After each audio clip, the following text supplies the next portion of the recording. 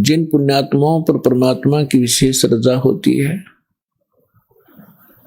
उन्हीं को इतना समय मिलता है, अन्यथा ये काल भगवान इस प्राणी को अपने जाल में ऐसे तरीके से फंसा चुका है कि इस जीव को मृत्यु तक ये आभास नहीं होता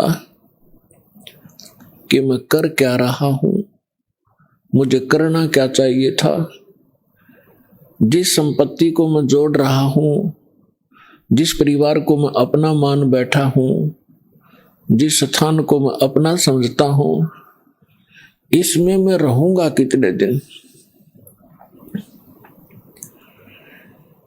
फिर हमारा एक ऐसा समाज बना दिया, हम उस परंपरा को देखकर संतुष्ट हो जाते हैं कि ये सबके साथ ऐसा ही हो रहा है, मृत्यु हो जाती है, कभी भी मर जाते हैं, कोई बात नहीं, चलेगा, क्योंकि हमारे पास कोई विकल्प नहीं था। अब परमात्मा स्वयं आए, यथार्थ ज्ञान हमें बताया, तो हमारी कुछ आंखें खुली, क्योंकि ज्ञान से ही एक सतर्कता आती है, ज्ञान से ही रुचि बनती है, ज्ञान से ही दिशा बदलती है। और ज्ञान अधिकारी के मुख से उच्चरित होगा तो वो असर भी करता है। यहां पर लाखों की संख्या में ऐसे श्रद्धालु हैं जो शराब पीते थे, तमाकू सेवन करते थे, बीड़ी सिगरेट हुक्का के माध्यम से, और वो नहीं छोड़ पाते थे।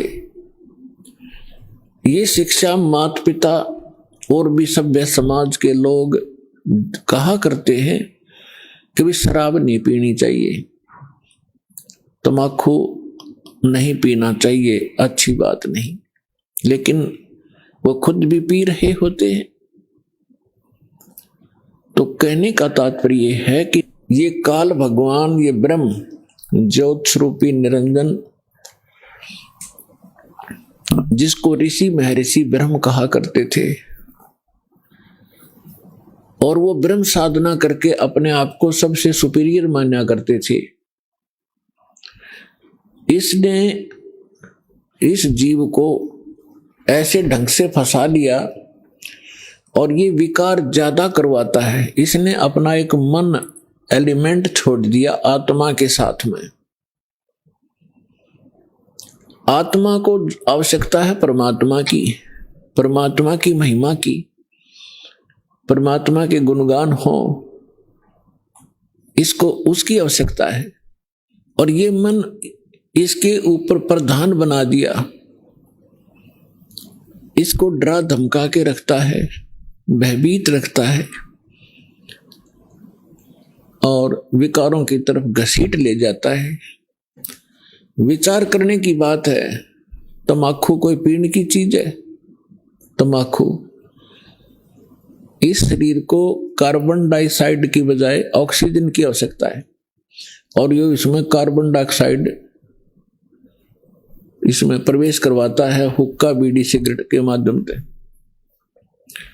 और जिसके कारण आत्मा मलिन होती है, मन में विकार पैदा होते हैं, स्वभाव ठीक नहीं रहता।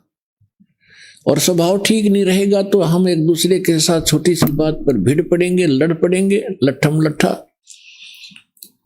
तमोगुण बन जाते हैं। फिर शराब कोई पीने की चीज है जिसको पी के बेसुध हो जावा इंसान, और मांस कोई खाने की वस्तु है। अब हम कितनी स्पीड से इन बुराइयों को ग्रहण कर रहे हैं। तो काल ये चाहता है कि ये आत्मा परमात्मा की है और ये हमारे साथ प्रतिशोध ले रहा है। इस नालायक ने गलती खुद करी और फिर गलती हमने करी कि हम इसके साथ आ गए, इसके ऊपर आसक्त होकर के। इसने वहां ऐसी गलती करी जो ऐसे सच्चे लोक में अलाउड नहीं। एक युवा लड़की के ऊपर बदनीयत की, और जिसका दंड इसको मिला कि वहां से निष्कासित किया गया। हम इसके साथ पहले ही चिपक चुके थे तो हम भी यहां फंस गए। तो इसने गलती स्वयं की और अक्षुब्ध भगवान से हो गया। हम उसके बच्चे परमात्मा के इसके साथ आ गए। इसने हमारी वो दुर्गति कर रखी है जिसमें आपकी या भांग उतर जाएगी या काल की भांग, जिसको तुम एक श्रेष्ठ काम समझ रहे हो, कोठी बनाना, बंगले बनाना, ब्याह शादी में बकवाद करना, गोटी लगाना। और ये ज्ञान जब आपके हृदय में समाएगा तो पता चलेगा आपको आप कैसा जीवन जी रहे हो। तो ये चाहता है कि जितने आप दुखी होगे परमात्मा उतना ही दुखी होता है। जिस माता पिता के बालक दुखी हो वो चैन से सो नहीं सकता, आहार भी नहीं कर सकता। और उस परमात्मा के आप बच्चे हो, इसने क्या हालत कर रखी आपकी। किसी का कैंसर होगी, किसी का टांग टूट गई, किसी का आंख फूट गई, किसी को कोड लगा है, कोई वैसे मानसिक परेशानियां। फिर बाकी बच्चे हैं बकवादों पर लगा दिए, घुट्टी डालो, फिल्म देख लो, मांस खा लो, मेरे कर्म बिगड़वाता आपके। और फिर इसने कहा है कि जैसे कोई कर्म करेगा मैं तो भगवान वैसा ही फल देता हूं। और इस मन एलिमेंट को छोड़ रखा है, सारी बकवाद करवाता है। और ये मन इतना पावरफुल है, ये समझ लो ये ज्योत निरंजन ही है। और ये ब्रह्मा विष्णु महेश के भी वश नहीं। तो जीव की औकात आपकी। तो जब हम समर्थ की शरण में आते हैं फिर इसका प्रभाव हमसे हट जाता है। और परमात्मा की भक्ति करने से आत्मा में शक्ति आती है। और फिर इस मन की वो बेमतलब की बकवादों को आत्मा रिजेक्ट कर देती है दृढ़ता के साथ। पहले ये दृढ़ता के साथ रिजेक्ट नहीं कर पाती क्योंकि इसको कोई सहारा नहीं मिलता। तो अब परमात्मा की भक्ति से आत्मा दृढ़ होती चली जाएगी, विकार छूटते चले जाएंगे और आपके अंदर एक विशेष विनम्रता और सद्भावना उत्पन्न होती चली जाएगी जो भक्त के लक्षण होते हैं। तो पुण्यात्माओं, सत्संग में वही पुण्यात्मा आती है जिनके बहुत ही जन्म जन्म के घने पुण्य आपके साथ है। इस काल भगवान ने ऐसी व्यवस्था कर रखी है, आजीवन मर जाता है 2 रोटी के लिए इस पेट के जोड़ जुगाड़ में, और 100 साल बर्बाद करके प्राणी चला जाता है, ये पूरा नहीं होता। और परमात्मा अगर हमारे साथ हो जाए,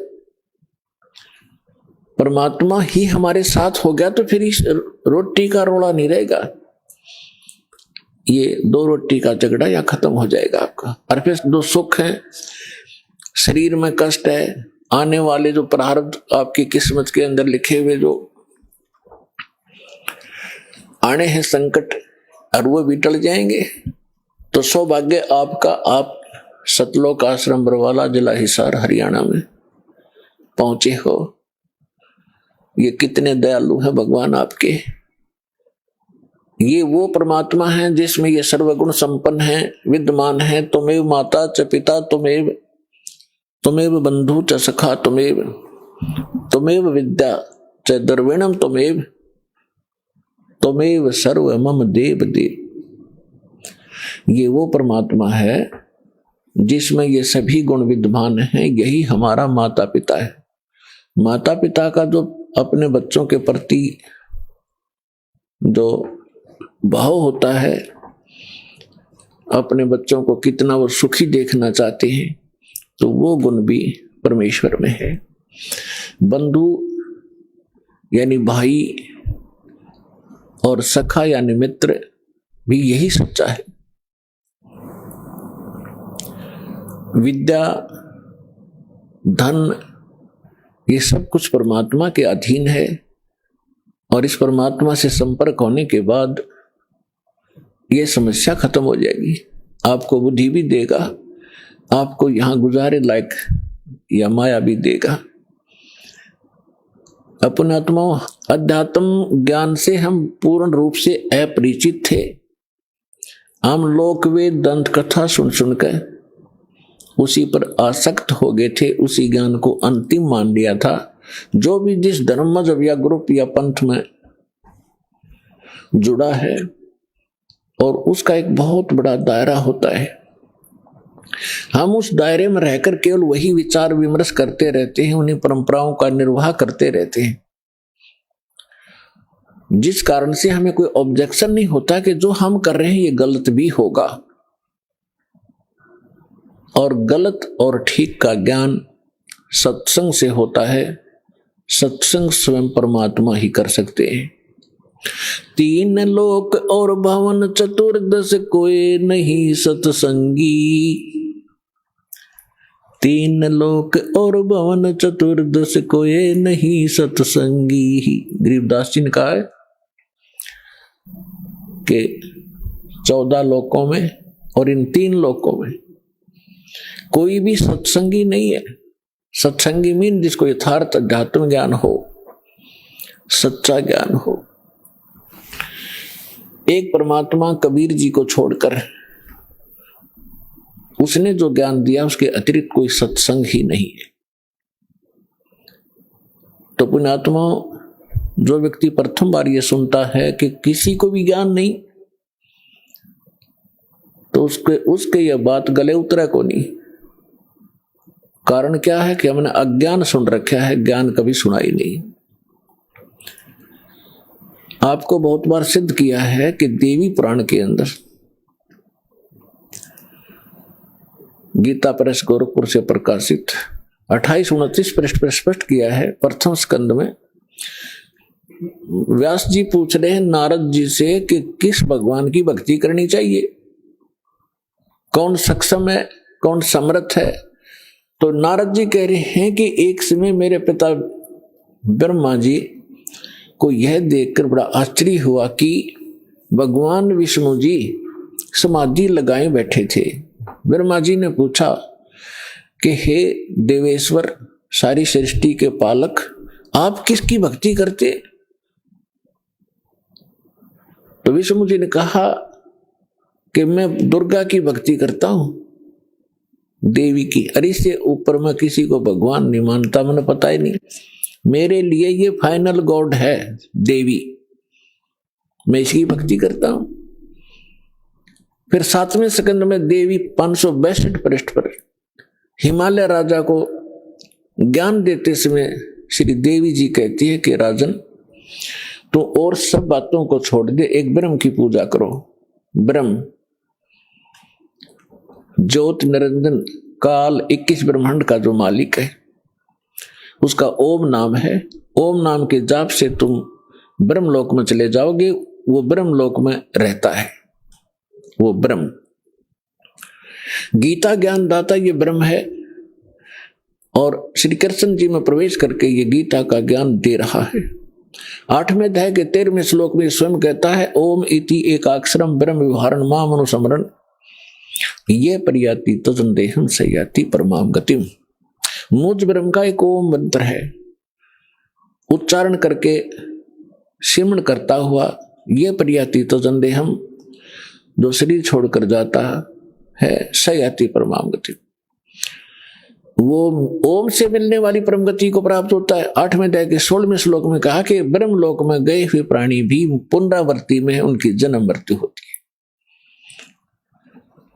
गीता अध्याय नंबर 2 के श्लोक 12 में, गीता अध्याय नंबर 4 के श्लोक 5 और 9 में, गीता अध्याय नंबर 10 के श्लोक नंबर 2 में गीता ज्ञानदाता कहता अर्जुन, तेरे और मेरे बहुत जन्म हो चुके, तू नहीं जानता, मैं जानता हूं। इससे सिद्ध है कि ब्रह्म भी नाशवान है।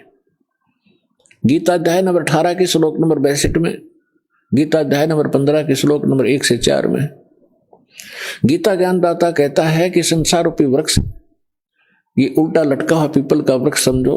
ऊपर को जो जड़ है वो तो पूर्ण परमात्मा है, परम अक्षर ब्रह्म है, और अन्य इसके जो नीचे को शाखाएं हैं, जो संत इन सभी विभागों को बता देगा संसार रूपी वृक्ष की, स वेदविद वो तत्वदर्शी संत है।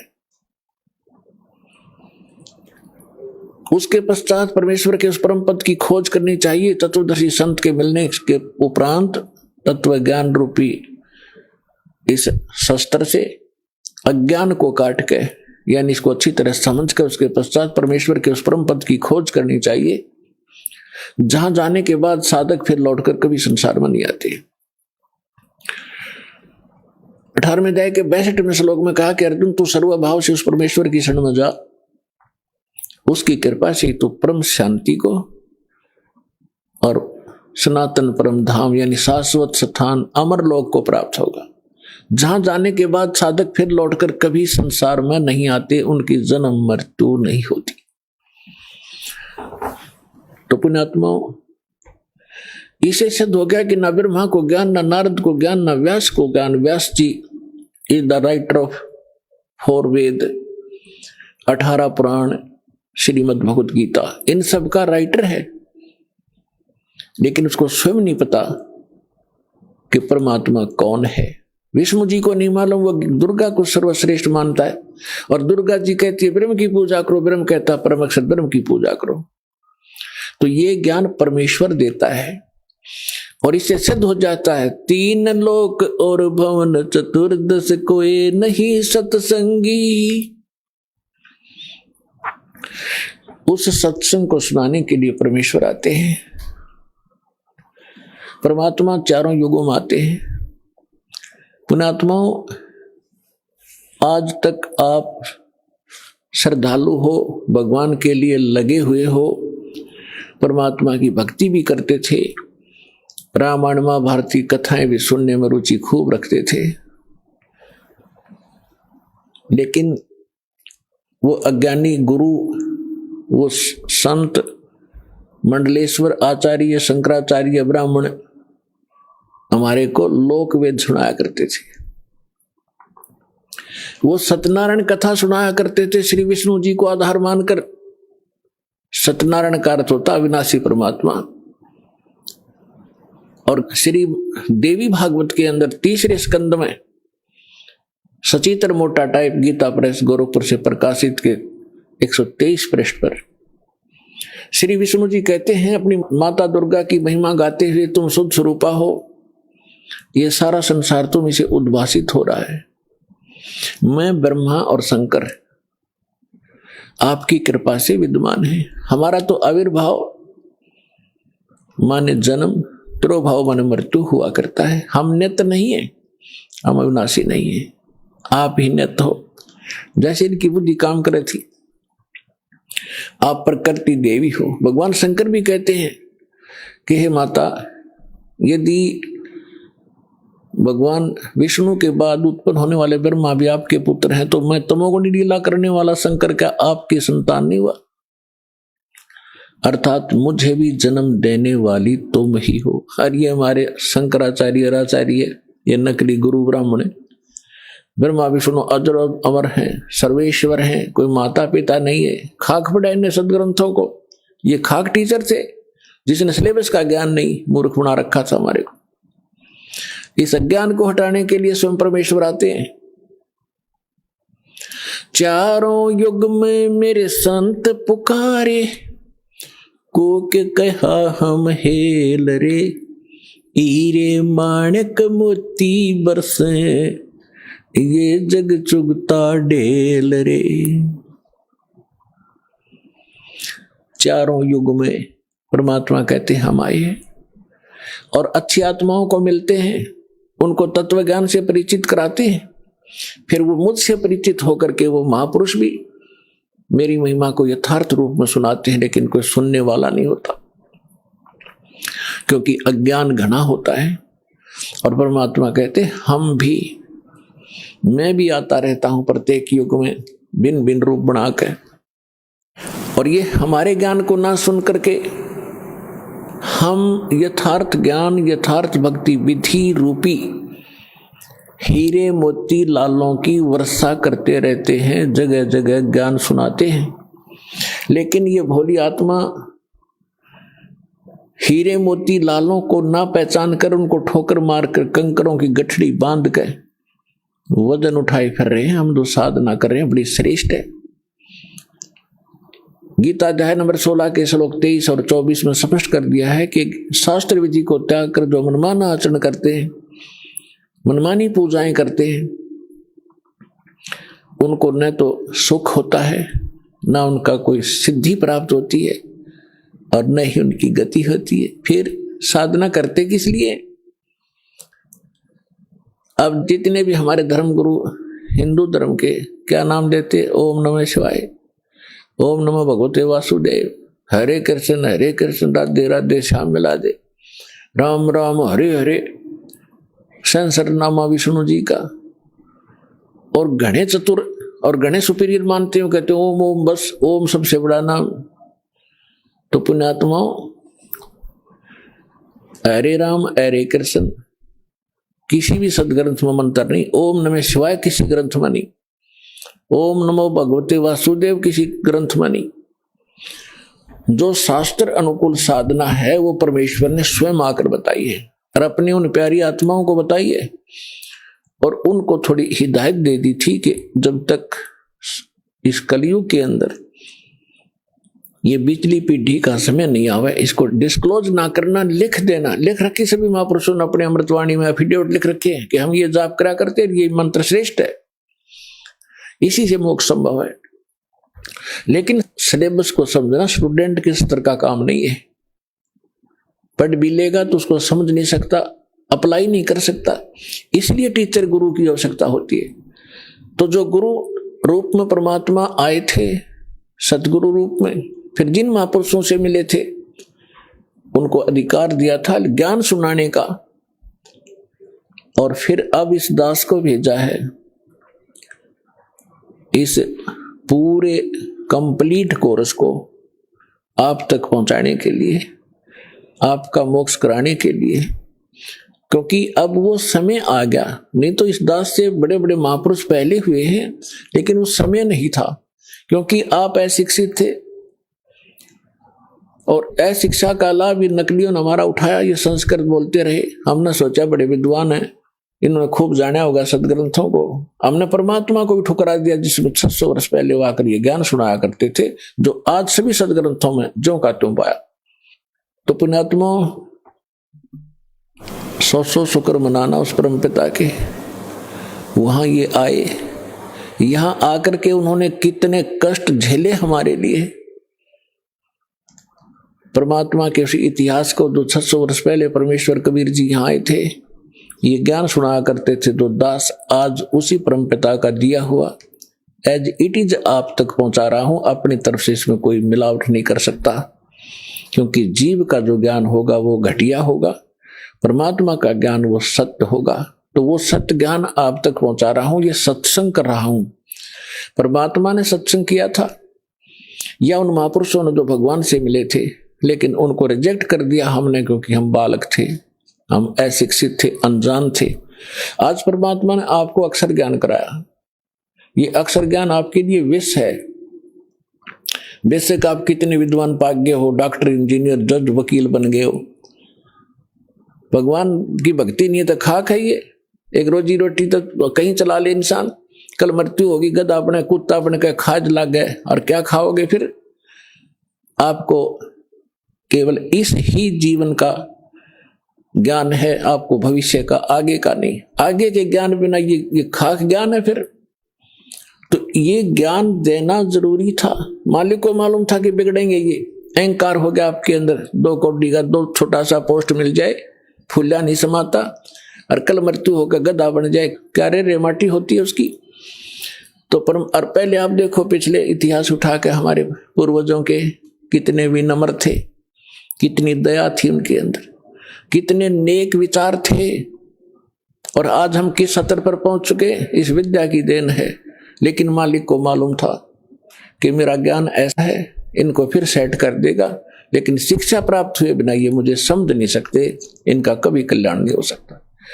इसलिए आपको ये अक्षर ज्ञानदाता ने अनिवार्य समझा, तभी इस आग को आपके निकट नहीं आने दिया। 4 युग चले गए, अब इसका हम फायदा उठाएंगे। अब हम बकवादों में चल पड़े, टीवी देखते हैं, बेहुदे ढंग के कपड़े पहनते बहन बेटियां भी, और इसको बड़ा विकास मानते हो, अच्छे घरों की लड़कियां हैं, ये खाक है। ऐसे कार्टून बनकर निकलती हैं घर से, लड़के भी लड़कियां भी। तो इस विद्या की देन है ये। अब इस ज्ञान से हमें पता चलेगा, लज्जा आया करेगी हमें ऐसे ऐसे बकवाद करने में। और हम भगवान भजेंगे और अपना कल्याण करवाएंगे। सतगुरु आए दया करी, ऐसे दीन दयाले, बंदी छोड़ वृत्तास कहा, जठरगनी प्रतिपाल। सतगुरु आए दया करी, ऐसे दीन दयाल। होय होय, हम किसी भयंकर गलती करके आए सतलोक में, बड़ी थाली का ठोकर मार के आए हम, और आज हम एक टुकड़े के लिए कोई देश जाता है, कोई परदेश जाता है। उसके लिए गरीबदास साहिब जी कहते हैं, उत्तर दक्षिण पूर्व पश्चिम फिरदा दाने दाने नो, सर्व कला सतगुरु साहिब की, हरि आए हरियाणे नो।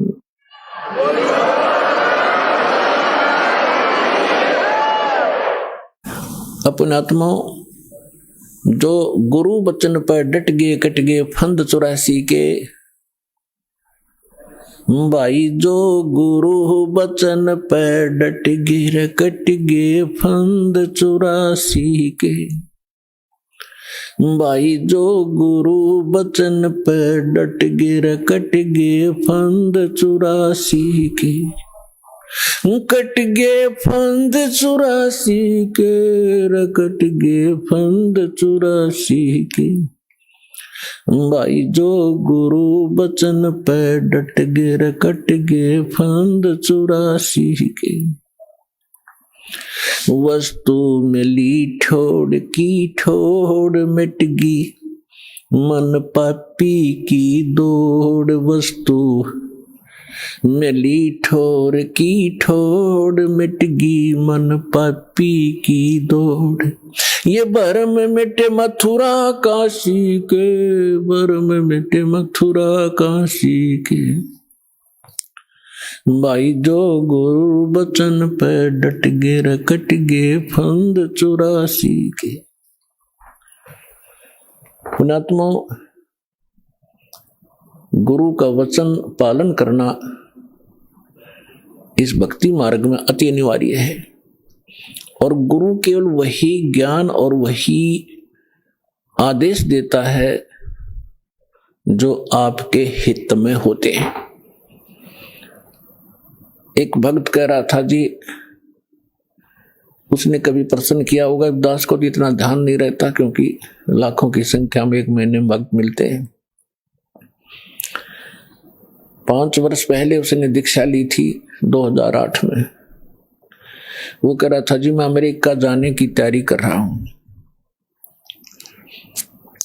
तो उसने अभी बताया, कहने लगे जी आप ये बोले कि भाई आड़े यही अमेरिका बना दूंगा जब तू विश्वास करेगा तो वो आज बता रहा था जी मुझे ऐसे दया कर दी दाता ने, समय पर टूक नहीं था, कर्जा सिर पर बहुत गना था, आज सारा सुख दे दिया और यहीं पर बढ़िया काम चला दिया। तो पुण्यात्माओं, गरीबदास साहिब जी कहते हैं, पूर्व पश्चिम उत्तर दक्षिण तो फिरदा दाने दाने नु, और सर्व कला सतगुरु साहिब की, हरि आए हरियाणे नु। मालिक ने पहचान कर धक्के खाते फिरते हो तुम, लगो एक बार भक्ति पर, सारे सुख दे और मोक्ष भी देगा आपको।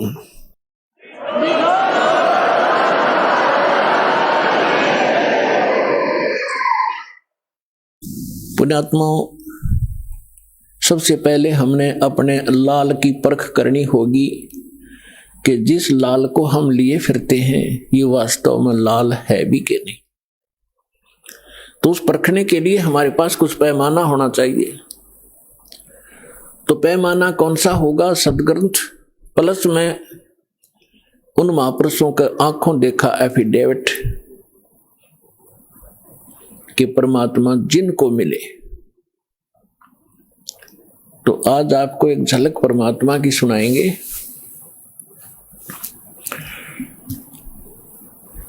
परमेश्वर कबीर जी के प्रगट के विषय में बहुत सी भ्रांतियां समाज में इन नकलियों ने फैला रखी है।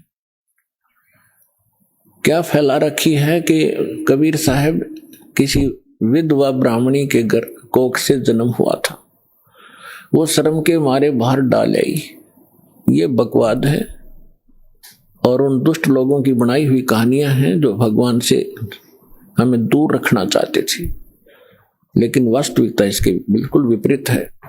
परमात्मा स्वयं कहते हैं, अवधू अवगत से चला आए, मेरा कोई भेद मर्म ना पाया। ना मेरा जन्म न गर्भ बसेरा, बालक बन दिखलाया। काशी नगर जल कमल पडेरा, तहां जुलाहे न पाया। मात पिता मेरे कछु नहीं, ना मेरे घर दासी। जुल्हे का सुत आने कहाया, जगत करे मेरी हासी। स्वयं परमात्मा ने आके बताया कि मेरे कोई माता पिता नहीं थे और किसी कारण से मैं प्रत्येक युग में अपने बच्चों को संभालने के लिए ये लीला किया करता हूं। परमात्मा प्रत्येक युग में ऐसी ही लीला करते हैं, कमल के फूल पर आकर शिशु रूप धारण करते हैं। एक सतिथि इनकी ऐसी है यहाँ आने की, और वैसे जब चाहे कभी भी एक साधु रूप में, अन्य रूप में कभी प्रकट होकर के अच्छी आत्माओं को मिलते हैं, उनको ज्ञान देते हैं। तो जब परमात्मा कलयुग में आए सन 1398, संवत 1455, ज्येष्ठ उत्तरते की पूर्णमासी, ज्येष्ठ सुधी पूर्णमासी को ब्रह्म मुहूर्त में, ब्रह्म मुहूर्त होता है सूर्य उदय होने से 1.5 घंटा पूर्व, सतलोक से आए मालिक और एक शिशु रूप धारण करके और नीचे को गति की। उस समय बनारस के अंदर, काशी के अंदर एक रामानंद नाम के बहुत बड़े विद्वान प्रसिद्ध थे। उनके विषय में माना जाता था कि इन्होंने चारों वेदों को, 18 पुराणों को, श्रीमद् भगवत गीता को ठीक ढंग से जाना है, जिस कारण से वो प्रचार किया करते थे। और उन्होंने 1400 ऋषि शिष्य बना रखे थे, जो उनके द्वारा बताए गए ज्ञान को आगे जनता में प्रचार किया करते थे। स्वामी रामानंद जी एक ब्राह्मण के अतिरिक्त अन्य किसी जाति मजहब वाले को अपना शिष्य नहीं बनाते थे। अन्य को वो एक हेय समझते थे, अपने से घटिया मानते थे। अब उन्होंने 1400 ऋषि पंडित शिष्य बना रखे थे। उनमें से एक अष्टानंद नाम के ऋषि थे, और वो प्रतिदिन एक लहर तारा नामक तालाब था, आज भी है, लेकिन अब तो वो सिर्फ एक यादगार रूप में ही रहा है। और उस लहर तारा तालाब, उसका नाम कैसे पड़ा? गंगा दरिया का जल वर्षा के दिनों में जब फुल स्विंग पर चलती है तो गौ घाटों के ऊपर से वो ओवरफ्लो होकर लहरों के द्वारा उछल उछल कर एक बहुत बड़ी झील में समा जाता था, भर जाता था। उसको लहर तारा नामक तालाब कहने लगे। और उसका फिर सारा वर्ष बहुत सुंदर स्वच्छ जल रहता था, क्योंकि गंगा के जल में एक विशेषता है कि ये खराब नहीं होता, क्योंकि ये जल सतलोक से आया है। परमात्मा ने एक सैंपल भेज रखा कि हमारे लोक में ऐसे पदार्थ है, ना दूध कभी खराब होते, दरिया बहती है, ना दही और मक्खन खराब होते, वहां का ऐसा मटेरियल है। ये एक सैंपल है आपके लिए, ये विश्वास करने के लिए कि वहां ऐसे पदार्थ, जब ऐसे लोक में और ये जल खराब नहीं होता, वहां तो लोक ही एक विशेष है। तो समझदार को संकेत पर्याप्त है। उस लहर तारा तालाब के ऊपर ऋषि अष्टानंद जी प्रतिदिन अपने गुरुजी के द्वारा बताए गए उस साधना को भी करते थे, उसी में स्नान करते थे। एकांत स्थान, शांत स्थान पर वो भगवान की भक्ति का चिंतन किया करते थे।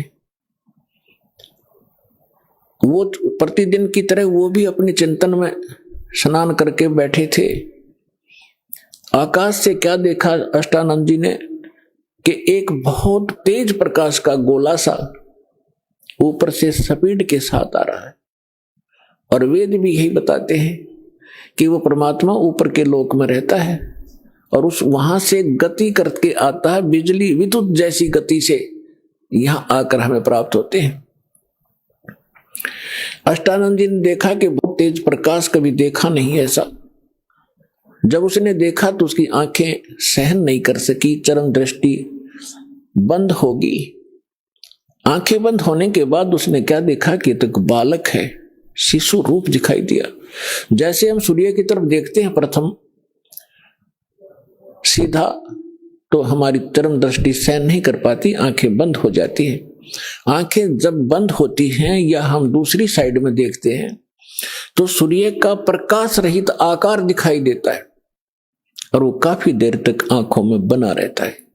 ठीक यही दशा अष्टानंद जी की हुई कि उसने जब वो प्रकाश की तरफ देखा तो वो प्रकाश किसका था? सूर्य का, यानी परमात्मा का।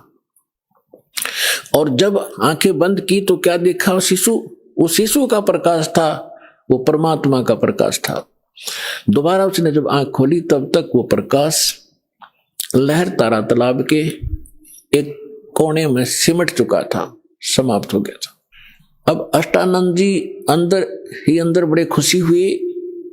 उसने सोचा कि शायद आज मेरी कोई भक्ति की विशेष उपलब्धि मुझे हुई है और इसके बारे में अपने गुरु जी को बताऊंगा। वो उठकर चले गए। अपने गुरु रामानंद जी से कहा कि स्वामी जी, आज मैंने ऐसे ऐसे एक अजीबोगरीब घटना मेरे साथ हुई। हे प्रभु, ये मेरी भक्ति की उपलब्धि है या कोई मेरा भ्रम है?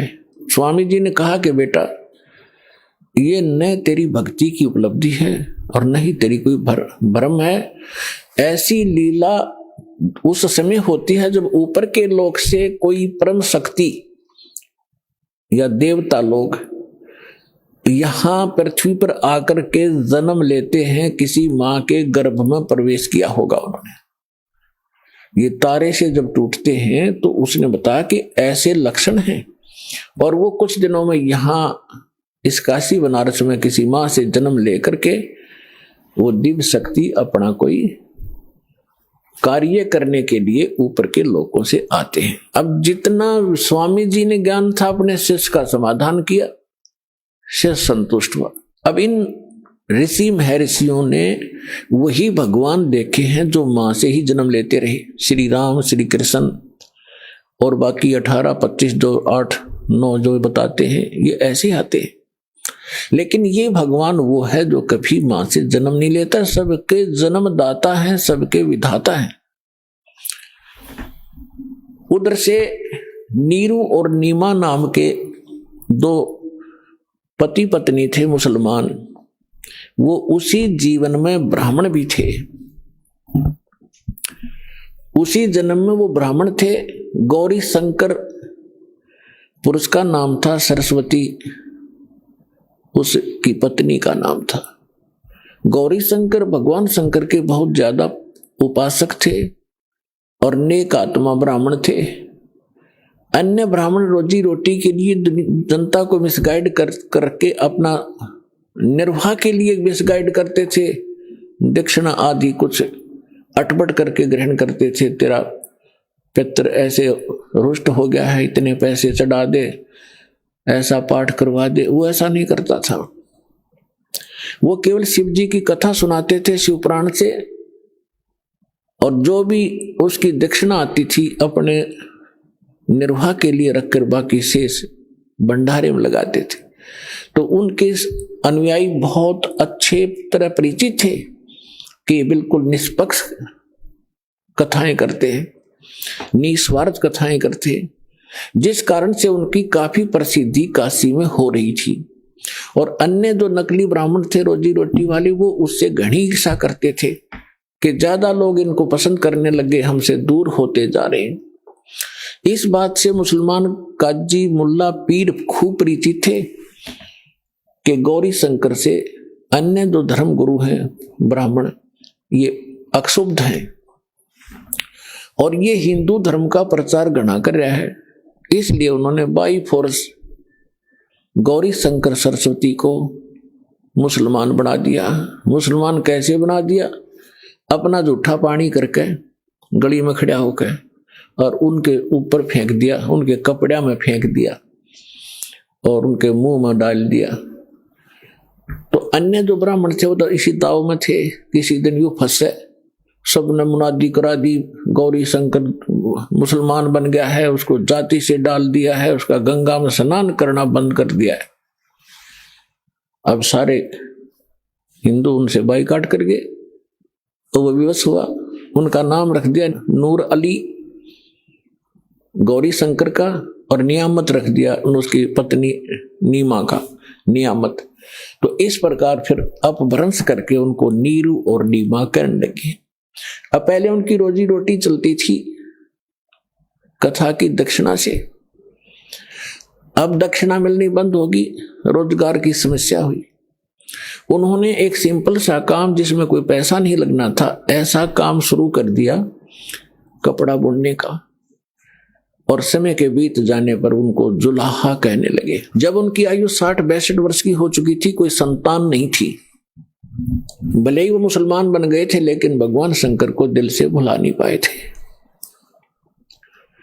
कोई भी आपत्ति आती थी या कोई विशेष कसक होती थी, भगवान शंकर को ही वो याद किया करते थे। भले ही वो मुसलमान रीति को भी निर्वाह कर रहे थे, उसको भी चल रहे थे। अपने आत्मा उनको संतान नहीं थी। अब उस समय एक ऐसी धारणा समाज में फैला रखी थी नकली ब्राह्मण गुरुओं ने कि जिसके संतान नहीं वो सबसे निकम्मी आत्मा है, उसकी सुबह सुबह दर्शन भी नहीं होने चाहिए।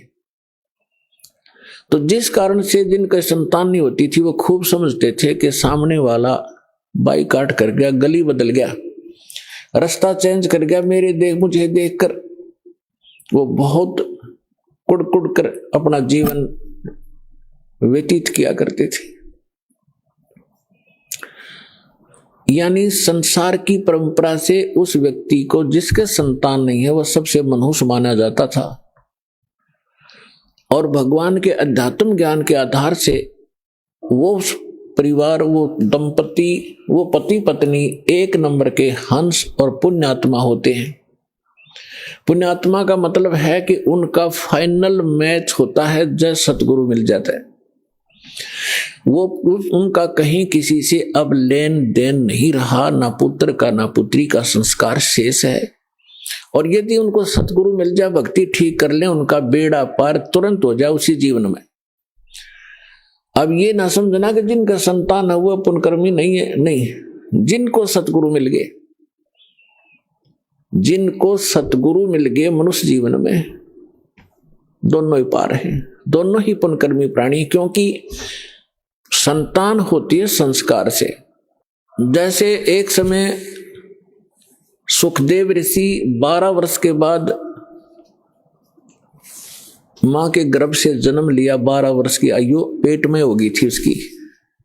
पुण्यात्मा, ये कुछ आध्यात्मिक ऐसे पॉइंट होते हैं जो वर्तमान के इन वैज्ञानिकों का गला उतरा नहीं, पर लेकिन गले ना उतरे तो बेशक, लेकिन वह बात झूठ नहीं हो सकती। 12 वर्ष की आयु का जब मां के गर्भ से बाहर आया, आते ही उठकर चल पड़ा। व्यास जी का पुत्र था, व्यास जी की पत्नी से उसका जन्म हुआ था। तो व्यास जी इंतजार करते थे, विद्वान पुरुष थे, ये कोई अच्छी आत्मा है जो 12 वर्ष तक मां के गर्भ में, मां को मालूम भी नहीं, इतना कोई पीड़ा नहीं हो रही है। इस आशा से उसने कहा कि बेटा, लेकिन सुखदेव ऋषि ने पीछे मुड़कर नहीं देखा, अपने पिता की शक्ल भी नहीं देखी। चलते चलते कह रहा है कि पिताजी, कि हे ऋषि जी, व्यास जी कह रहे हैं कि पुत्र मैंने तेरी 12 वर्ष इंतजार करी, मुझे अपना सकलता दिखा दे। एक वह वो पुत्र मोह में घड़ा वश हो रहा था। तो ऋषि जी कहते चलते चलते सुखदेव कहते हैं कि ऋषि जी ना जाने कितनी बार तू मेरा बाप हो लिया और ना जाने कितनी बार मैं तेरा बाप हो गया। ये बहुत बूढ़ी बीमारी है, इबका मैं अपना पीछा छुटवाऊंगा और मैं ना देखूं तेरी और कहीं मेरी ममता तेरे में फंस ना जाए। यूं कहकर आकाश में उड़ गया, दूसरी जगह जाकर प्रकट हो गया। वहां जाकर अपनी और नालापा काटी। कहने का भाव ये है, फिर सुखदेव ऋषि ने कहा था कि एक लेवा एक देवादूतम, कोई पिता कोई किसी का पिता नहीं पूतम। ये ऋण संबंध जुड़ा एक ठाठा, अंश में सब 12 बाट। ये तो एक दूसरे का संस्कार है, कोई देने आ रहा है कोई लेने आ रहा है। जैसे आज हम संस्कार बढ़ा रहे हैं, कोई रिश्वत लेता है, आज वो रिश्वत ले रहा किसी से 1 लाख 1.5 लाख रुपए, अगले जन्म में वो दामाद बनकर लड़की भी ले जाएगा और वो पैसे भी लेगा। ब्रांड मट्टी होगी फिर हमारी नो, फिर यह गधा बनकर देना पड़ेगा, किसी की भैंस बनकर देना पड़ेगा, फिर दूध नहीं दे उसके इंजेक्शन लाओगे, दे लट्ठा लठरेंगे। तो अपने इस संस्कार को हम अब खत्म करेंगे। तो इस विष को हम तभी तक खा रहे हैं जब तक हमें ये विष दिखाई नहीं देता, हम पहचानने योग्य नहीं थे। और जब हम पहचानने योग्य हो जाएंगे कि ये विष है, उसके विषय में सुख संवेद में कहा है, जैसे कर का जहर का रंग होरी हो, कहो कौन तिस खावे राम रंग होरी हो। जैसे कण पड़ा हो किस विष का, और ये पता हो ये विष का कण है, कहते कौन छुएगा उसको, खान की तो बहुत दूर बात, हाथ भी ना लावे, किसी और कपड़े तो पकड़ेगा और तो पता नहीं मिट्टी में दबा का होगा, कहीं और भी ना खा ले। और परमात्मा की भक्ति करने से ही सुख होगा, होरी माने खुशी होगी। तो नीरू निम्हा को भगवान ने, उनके कोई संतान नहीं थी, और कि इसलिए पुण्यात्मा थी, भगवान आ गया गोदी में।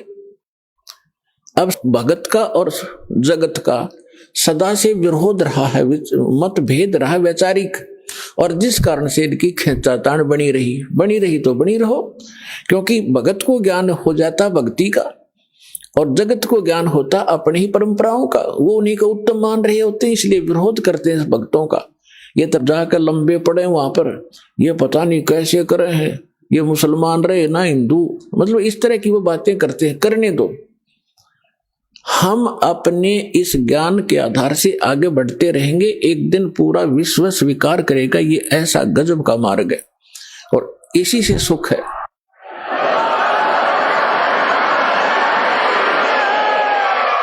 पुण्यात्माओं, ये भक्ति युग आ गया।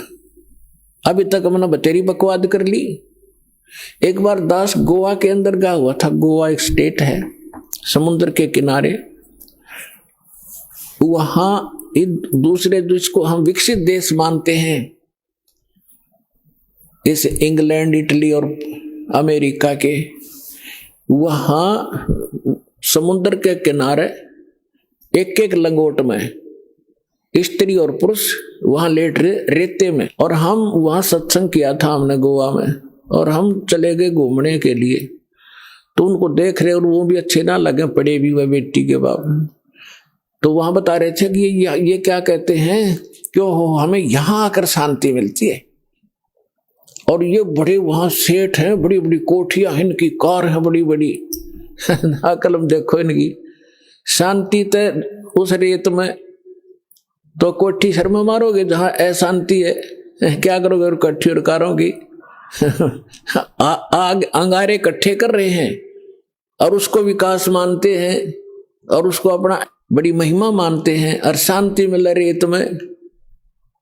तो आज से 50 वर्ष पीछे झांको, आपके दादे परदादे कैसे रहा करते थे, उस रेत में रहा करते थे, झोंपड़ियों में रहा करते थे, और कितना शांत जीवन जीते थे, कितना उनके चेहरे पर शांति और कितनी खुशी रहती थी। अंत में आपने उड़े टेकना पड़ेगा। यूं तो एक बबुड़िया सा उठ रहा थोड़े दिन का, और 2 वर्ष वर्षा ना हो, ये विज्ञान धरी की दराई रह जाएगी। ये कंप्यूटर पड़े पड़े जरेंगे सारे, और ये जहाज इनमें कोई बैठनिया नहीं पाएगा। भगवान को प्रसन्न करना पड़ेगा इस संसार के अंदर, कुछ दिन सुख से जीना चाहते हो। और परमात्मा प्रसन्न हो गए, सारे ठाठ कर दे, समय पर वर्षा होने लग जाएगी, सब दुख दूर हो जाएंगे, प्राकृतिक आपदाएं टल जाएंगी, भक्ति करेंगे। ये भक्ति युग है, और भगत के लिए बकवाद नहीं चलेंगी। बकवाद करके भक्ति नहीं हो सकती। तो इन सब बकवादों को त्यागना होगा और भक्ति की राह पर हमने लगना होगा, तभी हम मोक्ष प्राप्त करेंगे। नहीं तो बहुत बुरा भयंकर समय आ जाएगा आने वाले समय। अब हम आते हैं अपने प्रसंग पे कि नीरू नीमा 62 वर्ष के हो गए थे, संतान नहीं थी। अब समाज की दृष्टि से तो बहुत मनहूस थे, लेकिन अध्यात्म मार्ग से वो 1 नंबर की आत्मा थी। उसका प्रमाण भी आपके समक्ष है। जिनकी गोदी में भगवान खेले, वो समर्थ शक्ति जिनको भटक रहे हैं हम खोजने के लिए जंगलों में बैठ के शरीर खत्म कर दिया हमने तपा तपा करके, लेकिन रास्ता ठीक ना होने से वो कहते ना गणते जांडी काटने का आड़ी तरीका था ही हमारा।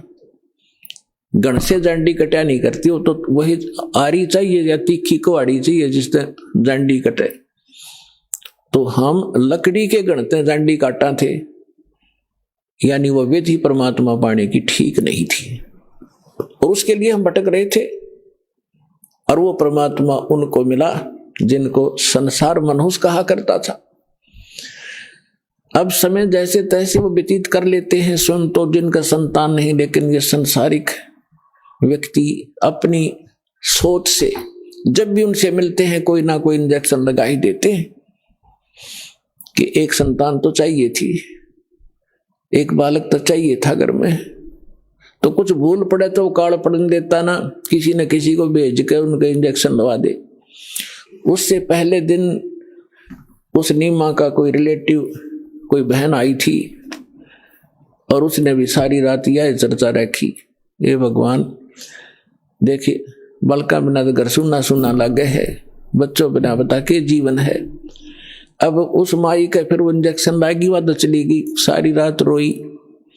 सुबह वो क्या करते थे, नीरू और नीमा का गंगा में स्नान कराना बंद कर दिया था, क्योंकि मुसलमानों को हिंदू गंगा घाट पर पड़ने नहीं देते थे।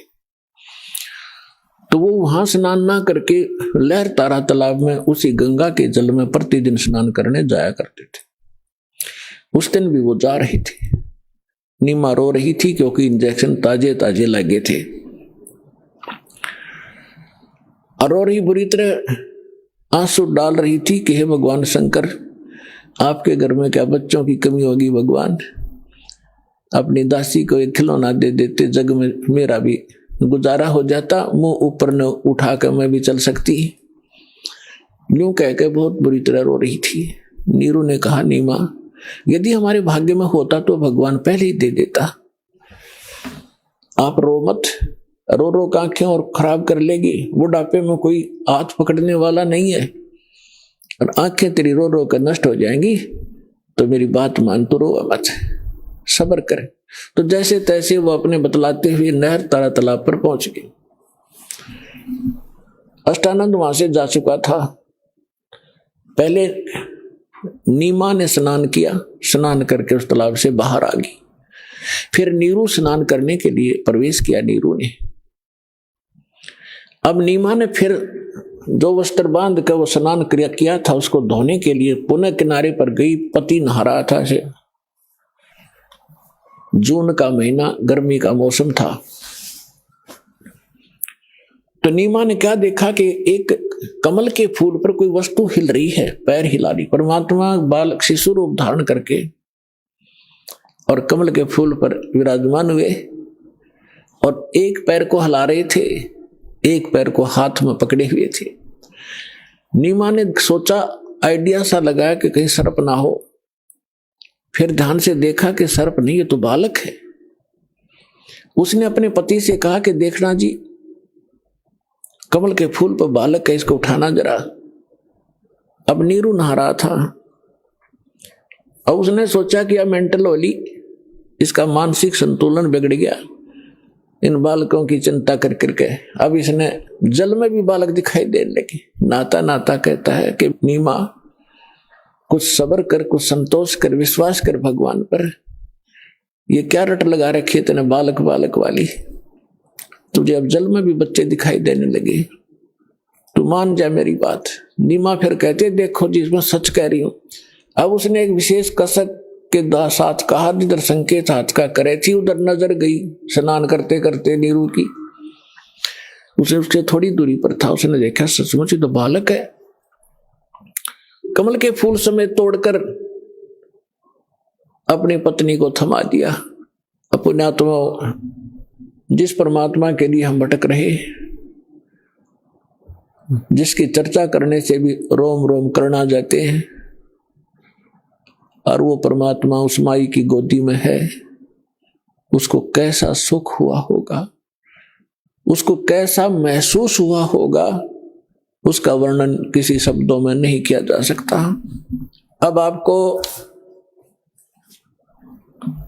आदरणीय गरीबदास साहिब जी के द्वारा परमात्मा की महिमा की वाणी जो प्रकट हुई थी 12वें पंथ में, उसके आधार से आपको सुनाएंगे। जैसे तुलसीदास जी ने लाखों वर्ष पहले घटी घटना रामायण की, भगवान श्री राम और उनकी जो लीला थी, तो लगभग लाखों वर्षों के बाद उन्होंने दोबारा लिख दी चौपाइयों के माध्यम से, और बिल्कुल सत्य है, क्योंकि एक दिव्य दृष्टि प्रदान होती है भगवान की तरफ से प्राणी को।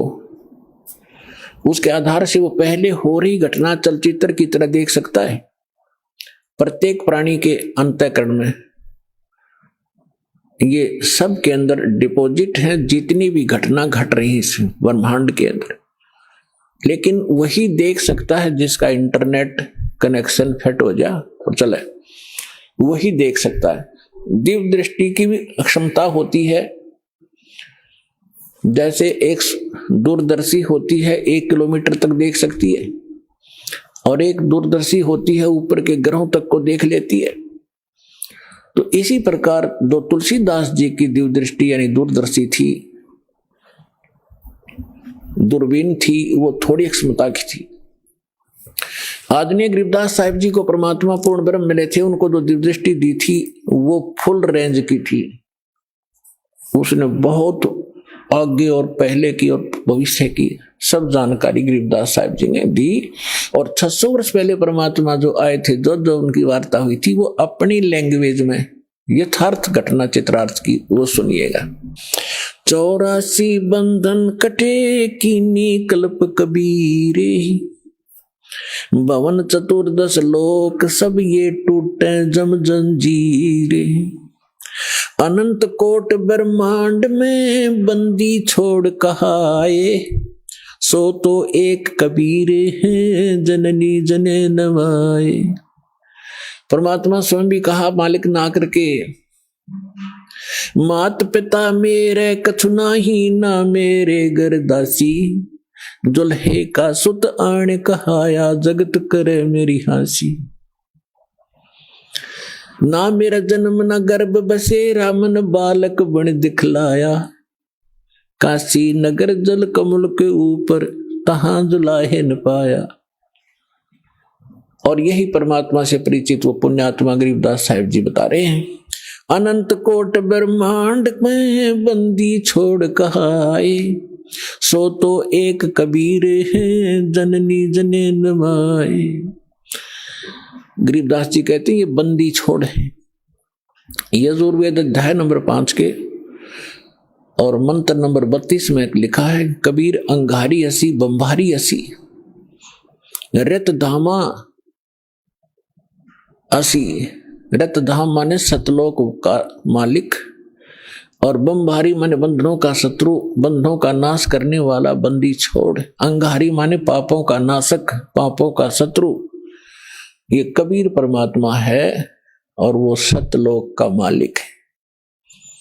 तो यहां स्वयं परमात्मा भी कहते हैं, बंदी छोड़ हमारा नामम, अजर अमर है अस्थिर ठामम, अमर करूं सतलोक पठाऊं, तात बंदी छोड़ कहूं। यहां गरीबदास जी भी कह रहे हैं, अनंत कोट ब्रह्मंड में बंदी छोड़ कहाँ आए, सो तो एक कबीर है जननी जने नमाए। शब्द स्वरूपी साहेब धनी, शब्द से अंद सब माही, बाहर भीतर रम रहा जहां तहां सब ठाई। जल थल पृथ्वी गगन में बाहर भीतर एक, पूर्ण ब्रह्म कबीर हैं ये अवगत पुरुष अलेख। सेवक होके उतरे इस पृथ्वी के माही, जीव उदाहरण जगत गुरु बार बार बलि जाही। अब वो महापुरुष गरीबदास साहिब जी जिनको भगवान मिले थे, सचखंड लेकर गए थे, फिर वापस छोड़ा था। परमात्मा को आंखों देखकर उनसे प्राप्त दिव्य दृष्टि और ज्ञान योग खुल जाने के उपरांत क्या कह रहे हैं कि सेवक होकर उतरे, उतरे माने वहां से चलकर आए, अवतरित हुए इस पृथ्वी के माही, दास बनकर आए, एक जुलाहा बनकर हमें दिखाया कि यदि तुमने मुक्ति चाहिए, यहां की बकवादों को देखकर अपने मूल उद्देश्य को भूलो मत। ये दिखा परमात्मा ने कि मेरे से निर्धन तुम नहीं हो सकते। और मैं सत भक्ति करता था, भगवान पर विश्वास करके दिखा करते थे हमें, वो खुद रिहर्सल कर रहे थे एक हमें समझाने के लिए। और फिर परमात्मा कहते हैं कि मेरे ऊपर एक ऐसी आपत्ति डाल दी थी इन लोगों ने, झूठी चिट्ठी लिख दी थी कि कबीर भंडारा करेगा।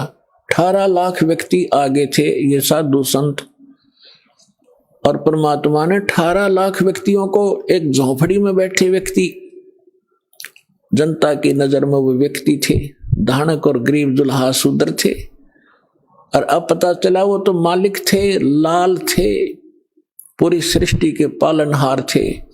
18 लाख व्यक्तियों को 3 दिन तक मोहन भोजन खिला दिए, 36 व्यंजन खिलाए, लाडू, कचौड़ी, सेब, संतरे, काजू, किशमिश, जो भी जिसने जो खाद्य पदार्थ थी, और दही बड़े।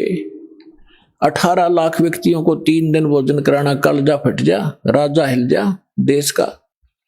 और एक झोपड़ी में बैठा गरीब व्यक्ति और इतना भोजन करा रहा, साथ में फिर दोहर दे रहा प्रत्येक खाने के उपरांत, जैसा कि चिट्ठी में उन दुष्टों ने लिख दिया था वो भी पालन कर रहे हैं। और साथ में एक असरफी सोने की, स्वर्ण की मोहर दे रहे हैं, जो 10 ग्राम सोना।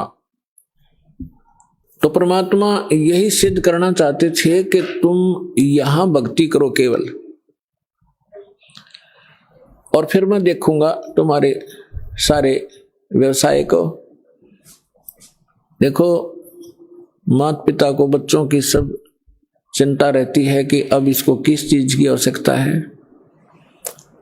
गर्मी आती है तो गर्मियों के कपड़े, सर्दी आती है तो सर्दियों के कपड़े, समय पर भोजन व्यवस्था सारा कुछ करते हैं। तो आप उसके बालक बन गए इस दीक्षा के लेने के बाद, आपका पुनर्जन्म हुआ है इसी जीवन में। जिस दिन सतगुरु भेंटिया ता दिन लेख जान, बाकी समय गंवा दिया बिना गुरु के ज्ञान। जब तक गुरु से उपदेश नहीं मिलते तब तक आपका जीवन, मनुष्य शरीर होते हुए मनुष्य का जीवन नहीं जी रहे थे। हम तो अन्य पशु पक्षियों जैसे ही क्रियाओं में व्यस्त थे, और जिस दिन से सतगुरु मिलते हैं हमारी सब क्रियाओं में परिवर्तन होता है, हमारा आध्यात्मिक जन्म होता है। तो आप उस परमात्मा के वचन के पुत्र हो गए हो, पुत्री हो गई हो। अब उसको चिंता रहेगी अगर आप विश्वास के साथ मर्यादा में रहकर परमात्मा की भक्ति करते रहोगे। कबीर साहब कहते हैं, कल्पे कारण कौन है, तू कर सेवा निकाम, और मन इच्छा फल दूंगा। जब पड़े मेरे ते काम, जब मेरे सतर का काम होगा ना, जब देखना मेरे रंग। अपने आत्मा कितना धनी या कितना उच्च पोस्ट प्राप्त प्राणी हो, चाहे प्रधानमंत्री हो, उसका लड़का जा रहा है कि कार में एक्सीडेंट में मर गया, तो वो समर्थता के काम आई उसकी। और भगवान के साथ प्रधानमंत्री भी भगवान की भक्ति कर रहा होता और बेटा भी कर रहा होता, तो वहां धनी का काम था वहां पर बचाने का। जीव नहीं बता सकता, चाहे कितना महिमावान हो। तो यहां कहते हैं कल्पे कारण कौन है, क्यों चिंतित रहता है तू, कर सेवा निकाम, निष्काम भाव से भक्ति कर मेरी, और मन इच्छा फल दूंगा जब पड़े मेरे ते काम। तो परमात्मा पर विश्वास करके भक्ति करो। अब गरीबदास जी कह रहे हैं सेवक हो के उतरे, यानी दास बनकर आए भगवान इस पृथ्वी के माही। उद्देश्य क्या लेकर आए, जीव उदाहरण जगत गुरु, बार बार बलि जाऊं मैं। कि जीव उदाहरण के लिए वो जगत गुरु, सारी सृष्टि को सच्चा ज्ञान देने वाले, वो जगत गुरु। जगत गुरु इसका नाम होता है, ये नकली जगत गुरु का पता नहीं है। जगत गुरु लिख रहे हैं, तत्वदर्शी लिखे, ये सब डुप्लीकेट हैं सारे के सारे। अज्ञानी प्राणी है जिनको कह भी पता नहीं अध्यात्म मार्ग का। उन आत्माओं देखो, परमात्मा की दया बिना सच्चाई ना तो कही जा सकती और ना स्वीकार हो सकती। अब दास ने लगभग 10 वर्ष हो गए टीवी चैनल पे सबको ललकार दिया, सबको बता दिया तुम झूठे हो, तुम्हारा ज्ञान झूठा, तुम्हारा भगवान नकली और तुम्हारा ज्ञान गलत, तुम्हारी भक्ति गलत। और कोई नहीं चल सकता। एक शब्द कह के दिखा दो, कोई एक संत एक दूसरे के प्रति हंगामा मचा दे, क्योंकि वो झूठे को झूठा कहेगा। और यहां परमात्मा के ज्ञान के आधार से कहा जा रहा है, कोई सब बोल नहीं रहे, बोल रहे तो उनकी दूनी विद पिट्टे।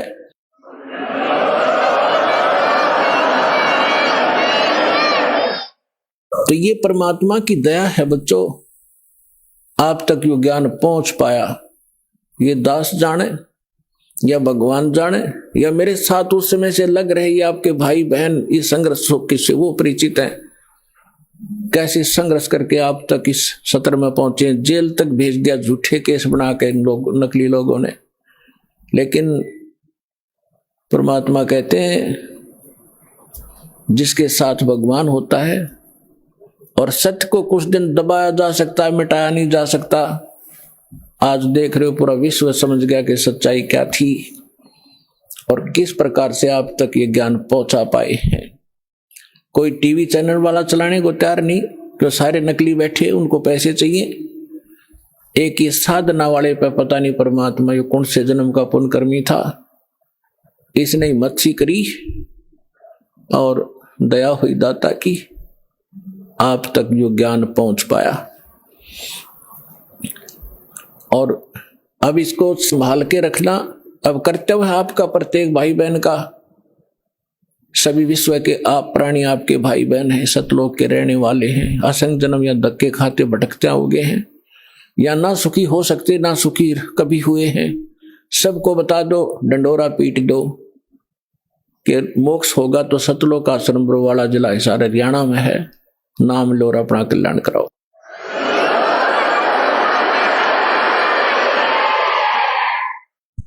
तो पुण्यात्माओं, आपका सौभाग्य है, आपको ये अनमोल वचन अनमोल ज्ञान सुनने जोगा बनाया। पहले तो भगवान ने आपको विद्वान बनाया, शिक्षित किया, और दास को इसका जानकार बनाया।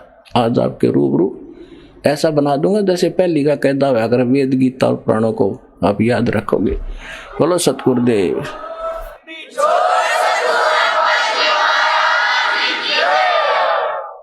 तो अब आपको कुछ भक्तों के अनुभव सुनाएंगे जिनको परमात्मा से प्राप्त जो लाभ हुए हैं वो अपने मुख कमल से बताएंगे। सुनिएगा। सर नमस्कार। नमस्कार सर। सर क्या नाम है आपका? दीपू दास। सर कहाँ से आए? मैं उन्नाव जिला और उत्तर प्रदेश से आया हूँ। सर संत रामपाल जी महाराज से नाम दीक्षा लेने से पहले क्या भक्ति साधना करते थे आप? सर मैं संत रामपाल जी महाराज से नाम दीक्षा लेने के पहले ओम नाम का जाप करता था, और उससे मेरे अंदर सिद्धियाँ आ गई थीं, जिसके कारण मेरे को जितने भी धर्म गुरु हैं सबके पास मैं गया था। मेरे को तलाश थी, परमात्मा को पाने की तड़प थी। मैं सबसे पहले दिव्य ज्योति जागृति संस्थान आशुतोष महाराज के पास गया। वहाँ भी देखा, वहाँ भी उनके अंदर भी कोई पावर मेरे को नहीं लगा। मैंने कबीर सागर, साखी, शबद रामायणी, अनुराग सागर, बीजक सब कुछ पढ़ रखा था। गुरु नानक देव की वाणी, गीता जी को सबको पढ़ रखा था। उसके आधार से कोई भी ऐसा संत मेरे को नहीं दिखा जो शास्त्र के आधार से भक्ति बताता हो। उसके आधार से फिर मैं उसी की तड़प में, परमात्मा की तड़प में निरंकार वाले के पास गया। वहाँ भी मांस वास खाते हैं, पैर छूते हैं एक दूसरे को, और ऐसा देख के कि कबीर साहब ने ऐसा तो कहीं भी नहीं किया है, ना बोला ऐसा, तो वहाँ भी मैं लौट के आ गया वापस। उसके बाद में मैं राधा स्वामी, धन सतगुरु, उनमें भी 1.5 साल तक रहा और 5 नाम का जाप किया। वहाँ भी कोई भी फ़ायदा नहीं मिला। फिर मेरी शादी हो गई 2011 में। तो मैं रो रहा था, बैठा बरामदे में बैठा और कुर्सी पे बैठा था और मेज पे रो रहा था। परमात्मा, मैं अपनी सिद्धि से देख रहा था कि पूरी पृथ्वी पे कोई भी गुरु नहीं है, धर्म गुरु, जो कबीर साहब के द्वारा बताए हुए मार्ग को बता सके। मेरे को सब चीज़ दिखती थी, पूरी पृथ्वी एक ग्लोब की तरह, जैसे ऐसे दिखती थी फिल्म की तरह, उसमें सब कुछ मैं सब देख रहा था। मेरे को ऐसे ही अचानक मैं रो रहा था, तड़प रहा था परमात्मा के लिए। मेरा मनुष्य का जीवन बर्बाद हो जाएगा, शादी भी हो गई, और ऐसा ही सोच रहा था कि कबीर साहब जो गुरु जी हैं अपने, संत रामपाल जी महाराज हमारे, वो आसमान में मैं ऊपर की तरफ देखा और मेरे नाते रिश्तेदार 3 दिन हुआ था, वो पल्ली पे ही बैठे थे। जब शादी के तीसरे दिन, मैं ऐसे तीसरे दिन सोच रहा था कि संत रामपाल जी महाराज आसमान से सीधे उतरे, हाथ में कुल्हाड़ी पकड़े थे, और मेरे से मैं उनको देखते ही जैसे मैं जड़ हो गया और स्टैचू बन गया, और मेरे हाथ पैर शरीर सब बंद गया और आंखें खुली हुई थी और ऐसे बंद गया। फिर मैं देखता हूँ कि वो बोलते हैं मुस्कुरा के मेरे से, दीपू चलो मैं तुम्हें बांस काट के देता हूँ। मैं उनको देख के मैं बोला, मुंह से नहीं बात हो रही थी, मैं बंद गया बिल्कुल जैसे, और वैसे मतलब हृदय से बात हो रही थी। बोले चलो तुम्हें मैं बांस काट के देता हूँ। मैंने कहा यार, मैं जैसे अपने मित्र से बात कर रहा हूँ। उनके शरीर से श्वेत यानी दूध की जैसा प्रकाश निकल रहा था। उनके सभी अंगों से सफ़ेद कुर्ता पजामा पहन रखा था, सफ़ेद शरीर से सारा प्रकाश निकल रहा था। उनकी उपस्थिति में मेरे को दीवाल का कोई पर्दा नहीं था, सारा आर पार दिखाई दे रहा था। वो बोलते हैं कि तू नहीं जाएगा बांस काटने? मैंने कहा मैं नहीं आपके साथ जाऊंगा, आपको मैं नहीं जानता हूँ। उनके आने से मेरे को डर वर सब भग गया था, आनंद आ रहा था, प्रफुल्लता थी, मन में उल्लास था। और वो जा रहे थे, बांस काट के लाए और वो अर्थी बना रहे थे मेरे घर के पीछे में। मैं बोला ये क्या कर रहे हो आप? तो वो बोले देखते रहो। मैंने उनसे हंस के कहा कि अच्छा, वो दादी बीमार है ना प्रमोद की, हमारे मोहल्ले में, इसीलिए उनको ले जाने के लिए आए हो आप? चलो ले जाओ, वो अंधी है बेचारी को बहुत दुख है, दिखाई भी नहीं देता है, ले जाओ उनको। तो वो गुरुजी हंस के बोलने लगे, संत रामपाल जी महाराज कहने लगे नहीं, उनका नंबर नहीं है, अब तुम्हारा नंबर है। मैं बोला नहीं, मैं अभी नहीं जाऊंगा, अभी माँ बाप की सेवा भी नहीं की है, और ना ही अभी मेरी तो 3 दिन शादी का हुआ है, बाद में आ जाना, ऐसे करने लगा। तो परमात्मा ने मेरे को समझाया, सदगुरु देव जी ने, मेरे संत रामपाल जी ने मेरे को समझाया कि संसार में क्या देख के तू खुश हो रहा है, यहाँ संसार में कोई भी अपना नहीं है, चल तू मेरे साथ में परमात्मा की भक्ति कर। मैं उनको पहले कभी भी जानता भी नहीं था कि ये कौन संत हैं, कहाँ रहते हैं, उनके बारे में मेरे को कुछ भी जानकारी नहीं थी। उसके बाद में संत रामपाल जी महाराज से मैंने प्रश्न किया कि आप क्या काल के दूत हो? बोले नहीं, क्योंकि मैंने कबीर सागर ये सब पढ़ा था, उसी के आधार से मैंने बोला कि आपके काल के दूत हो? बोले नहीं, मैं काल का दूत नहीं हूँ। फिर उन्होंने समझाया, मेरे को बहुत दिखाया, फिर बोले काल देखेगा कैसा होता है? मैंने कहा हाँ देखूंगा। उनकी जो आकृति होती है वो इनविजिबल होती है, तुरंत ही जैसे एक बहुत बड़ा तालाब जैसा होता है, उसमें से कचड़ा खून खच्चड़ ऐसे भरा पड़ा रहता है, उसमें से एक बहुत भयंकर आकृति निकल के आती है सामने।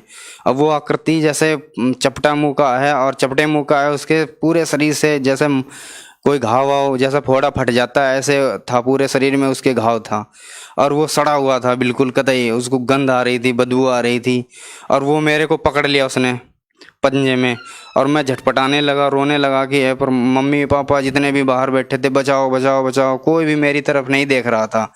उसके बाद मैं उनसे जब कह लिया कि नहीं बचा रहे हैं, मैं आंसुओं की धार थी, कोई भी मेरी तरफ देख नहीं रहा था, और मेरे को दबा रहा था, वो हड्डियां चटक रही थी, आंसुओं की धार बंधी हुई थी। तभी मैंने कहा, जितने भी भाई हमारे, बुआ मामा फुप्पा लगते थे, सबसे कह लिया, मगर किसी ने मेरी तरफ ध्यान नहीं दिया।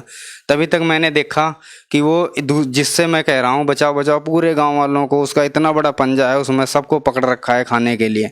तब मेरे को परमात्मा, मैंने साखियाँ सब पढ़ी थी, तब मेरे को वो श्लोक याद आ गया कि कबीर साहब कहते हैं कि झूठे सुख को सुख कह मान रहा मन मोद, जगत चबेना काल का कुछ मुख में कुछ गोद। उसके बाद में फिर मेरे अंदर एक दिन ऐसा ही और हुआ कि एक बार एक कबीर साहब के रूप में एक बहुत बड़ा सा यानी देव कोई आया फरिश्ता, उसको मैं ऐसे ही कहूँगा फरिश्ता क्योंकि कबीर साहब ही थे वो। उन्होंने कहा कि तुम परमात्मा को देखोगे। मैं बहुत ढूंढता था ऐसे, मैंने कहा हाँ देखूंगा। तो उन्होंने क्या किया, मेरे पेट पे हाथ फेर दिया ऐसे, जैसे पेट पे हाथ फेरा जैसे टीवी में नहीं वो आते हैं चित्र ये सब, ऐसे मेरे को पूरा जितना भी नदियाँ झरना पहाड़ पोखर पूरी पृथ्वी सब दिखाई देने लगा। सारे देश जितने भी जीव जंतु पृथ्वी पे सब कुछ दिखाई दिया, नदियाँ झरना बर्फ से ढकी हुई पहाड़ियाँ सब कुछ दिखाई दिया। उसके बाद मैं देख रहा हूँ एक पृथ्वी से भी बढ़कर बड़ा एक सरोवर जैसा है, उसमें निर्मल जल भरा हुआ है, उसमें काले काले पक्षी हैं, वो उसमें आते हैं डुबकी लगाते हैं और सफ़ेद बन जाते हैं, और एक प्रकाश का जैसा पुंज है बहुत बड़ा और उसमें समा जाते हैं। उसके आगे मेरे को नहीं दिखाई दे रहा था। अब वो चीज़ जब हो जाती है फिर वो प्रकाश का पुंज जैसा बन के मेरे अंदर समा जाते हैं, बोलते हैं बेटा अब तू मुझे ढूंढ लेना। उन्हीं की खोज में मैं इधर उधर भटकता रहा। एक बार और क्या हुआ, मैं फिर परमात्मा ने मेरे को ऐसा कर दिया कि मेरे को अपने आप ही साखी शब्द रामायणी बीजक अनुराग सागर गीता वेद ये सारे सबका सार आने लगा, अपने आप ही मेरे को आने लगा अपने अंदर ही। मैं जो भी बोलता अपने आप ही पता नहीं कहाँ से 4-4 6-6 घंटा श्लोक बोलता रहता, वाणियाँ बोलता रहता, मेरे को खुद नहीं पता होता कि मैं क्या कह रहा हूँ।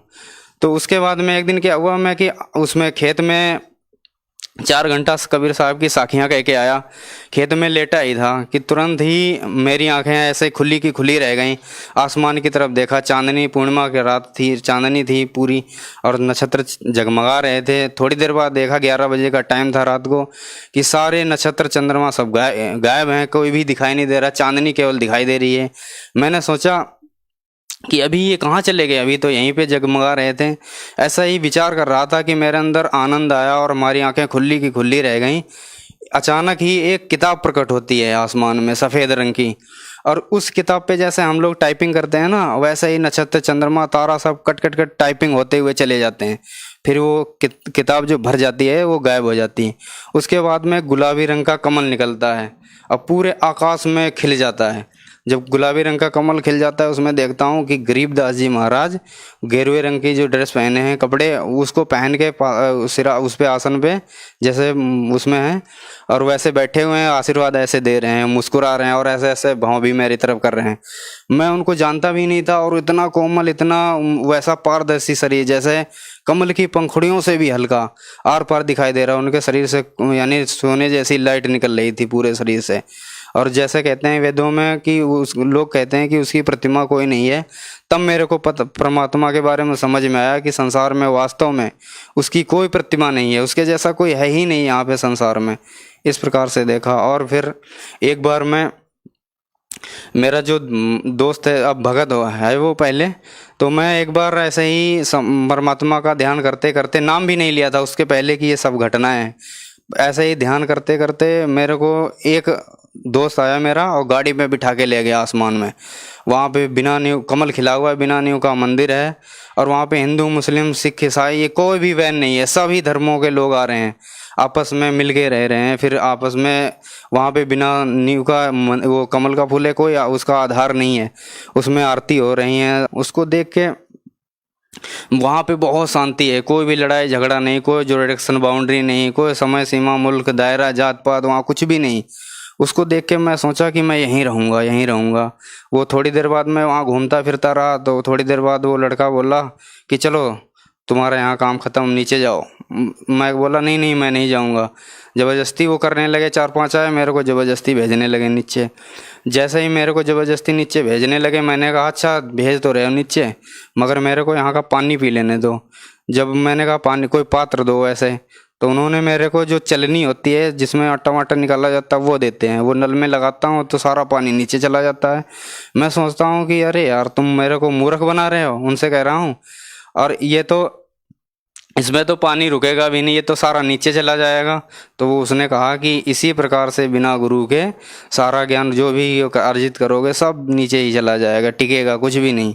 तो इस प्रकार से फिर मैं गुरु की तलाश में निकला। फिर मैं दिल्ली में आ गया तो दिल्ली में ज्ञान गंगा मेरे को एक भगत जी ने दी। भगत जी ने जब ज्ञान गंगा दी, उसको पढ़ा, जो वो ज्ञान जो मेरे अंदर पहले से फीड किया था परमात्मा ने, जो मेरे को परमात्मा ने बताया था, सदगुरुदेव रामपाल जी ने, और जो पहले से बताया था उसी में सब कुछ लिखा मिला वैसा ही। वो मेरे को पढ़ने से पहले ही पता चल गया पूरा, एक लाइन पढ़ता आगे ज़्यादा समझ में आ जाता। उसके हिसाब से फिर गुरुजी का एक दिन सत्संग मेरे को देखने को मिला। जब सत्संग देखा तो गुरुजी उत्साह के साथ और खूब जोश से परमात्मा की वाणी को बता रहे थे। और ऐसा मैंने अन्य संतों के पास गया, वो केवल सद्गुणों की पुष्टि करते हैं पहले, फिर उसके बाद में अपना मत प्रकट करते हैं। अपना मत प्रकट करने के बाद जीवों को सम्मोहित करके, यानी वाणी से वो करके, फिर उनको पाखंड, आडंबर, बाहरी कर्मकांड ये सब बताते हैं, जिससे उनकी जीवों की बुद्धि नष्ट हो जाती है। और उसके बाद में काल का ये सब पाखंड, आडंबर ये सब है, फिर जीव के अंदर आशाएं, इच्छाएं, तृष्णाएं और ये भोग विलास के प्रति इच्छा ये सब जागृत होती है, और उनके पास कुछ भी नहीं, इसीलिए उनको कोई लाभ नहीं होता है। तो फिर सदगुरुदेव उसने बताया मेरे को, उसमें एड्रेस पे पढ़ा कि बरवाला में, ये गुरुजी को देख के ही मैं पहचान गया कि अरे ये तो वही वाले गुरुजी हैं जो मेरे को पहले मिले थे। पहले जब मैं जानता भी नहीं था इनको, तो मेरे को पता करना था कि कहाँ। उनसे भगत जी से पूछा कब चलोगे। मेरे को इतनी तड़प हुई कि वो आए ही नहीं। फिर मैं 2013 में 4 अप्रैल 2013 में जब वो दोबारा करोथा वाला आश्रम ही मिला था, वो ऐसे ही विवाद चल रहा था, मैं फिर भी चला गया वहाँ। और वहाँ जाके सदगुरु जी के वहाँ जाके नाम दीक्षा ली। और वहाँ जाते ही मेरे को ऐसा लगा कि जैसे मैं इन सबको पहले से ही जानता हूँ, और उन सब से इतना हिल मिल गया कि वो सब अपने जैसे लगने लगे। वहाँ जाके ऐसा भाव, ऐसा कि ये तो वहाँ तो ईंट पत्थर में हम भटक रहे थे, धक्के खा रहे थे, ये तो जागृत मंदिर है। सब जितने भी थे वो हम ईंट पत्थर के देवता बनाए हुए थे, यहाँ तो सारे देवता ही देवता हैं। उनसे मिलकर मेरे को बहुत खुशी हुई। कोई भी बुराई नहीं, कोई नशा नहीं करते, कोई भी उनके अंदर बुराइयां नहीं है, नशा और ये जितनी भी दारू, गांजा, भांग, तंबाकू ये कुछ भी नहीं करते। और फिर परमात्मा से नाम दीक्षा ली वहाँ पे, और नाम दीक्षा से फिर भक्ति स्टार्ट की परमात्मा की। सर, आपने लगभग हिंदुस्तान के सभी प्रसिद्ध धर्मगुरुओं से, उन पंथों से जुड़े, उनसे आपने नाम दीक्षा ली, उनसे आपको कोई संतुष्टि नहीं हुई। सर, संत रामपाल जी महाराज से नाम दीक्षा लेने के बाद आपको संतुष्टि हुई। संत रामपाल जी महाराज ने आपको ऐसी क्या बातें बताई जिससे आपको संतुष्टि हुई और अन्य धर्मगुरुओं से वो बातें आपको सुनने को नहीं मिली? सर जी, ऐसा हुआ था, मैं इससे पहले राधा स्वामी में था। राधा स्वामी में 5 नाम देते थे। उस नाम से क्या हो रहा था कि मैं उसका जाप करता था, 1.5 घंटे 2 घंटे करता था, 2.5 घंटे करता था, जिसके कारण जो मेरा मन है वो शांत नहीं हो रहा था। मेरे अंदर हजारों प्रश्न थे कि परमात्मा कैसा है, कहाँ है, ऐसे। और उसमें क्या है कि वो बता रहे थे कि परमात्मा ज्योति है, और निराकार भी बताते परमात्मा ज्योति और नाद के रूप में सब कण कण में विद्यमान है। और वहाँ निराकार ही निराकार है, चेतनता ही चेतन है, निराकार है परमात्मा। वहाँ बूंद ऐसे समा जाती है जैसे समंदर में पानी की बूंद, और मोक्ष हो जाता है। मगर जब मैंने परमात्मा की वाणी पढ़ी थी तो उसमें कबीर सागर में लिखा था परमात्मा सा शरीर है, और उसके एक रोमकूप में अरबों खरबों सूर्यों का प्रकाश है अकलोक में। और वहाँ जो आत्माएं चली जाती हैं वह उनके शरीर के अंदर 16 सूर्य चंद्रमा की मिली जुली रोशनी, ऐसी रोशनी है उनके अंदर जिसमें वो जलन गर्मी ना हो, ऐसी रोशनी है। तो उसी आधार से मैं उसमें शांति नहीं मिल रही थी। मैं ढूंढ रहा था कि ऐसा कौन सा गुरु मिले। जब मैं गुरु जी के पास आया तो मेरे अंदर जो विकार थे वो धीरे धीरे 3 स्थिति में नाम देते हैं, क्योंकि संत रामपाल जी महाराज हैं, वो गीता जी में जैसे लिखा हुआ है 17वें अध्याय के 23 मंत्र में, ओम तत्सदित निर्देशाय त्रिविद्या। तो 3 विधि हैं परमात्मा को, सच्चे परमात्मा को पाने के लिए। इसी प्रकार गुरु ग्रंथ साहिब में भी लिखा हुआ है कि ओम तत्सत, गुरु ग्रंथ साहिब में लिखा हुआ है कि सच्चा सदगुरु सोई कहावे, 2 अखड़ का भेद बतावे, एक लखावे एक छुड़ावे, एक लखावे दृढ़ावे, तो निज प्राणी घर को जावे, भाग भाग 2 अक्षर भाग, होगा खसम तो लेगा राख। तो इस प्रकार से, और नानक साहब कहते हैं कि एक शब्द नानक दी मन बसिया, नानक होत निहाल, 52 अक्षर लोक तेरे सब कुछ इन्हीं माही, वो अक्षर खिन जाएंगे, वो ये अक्षर खिन जाएंगे, वो अक्षर इनमें नहीं।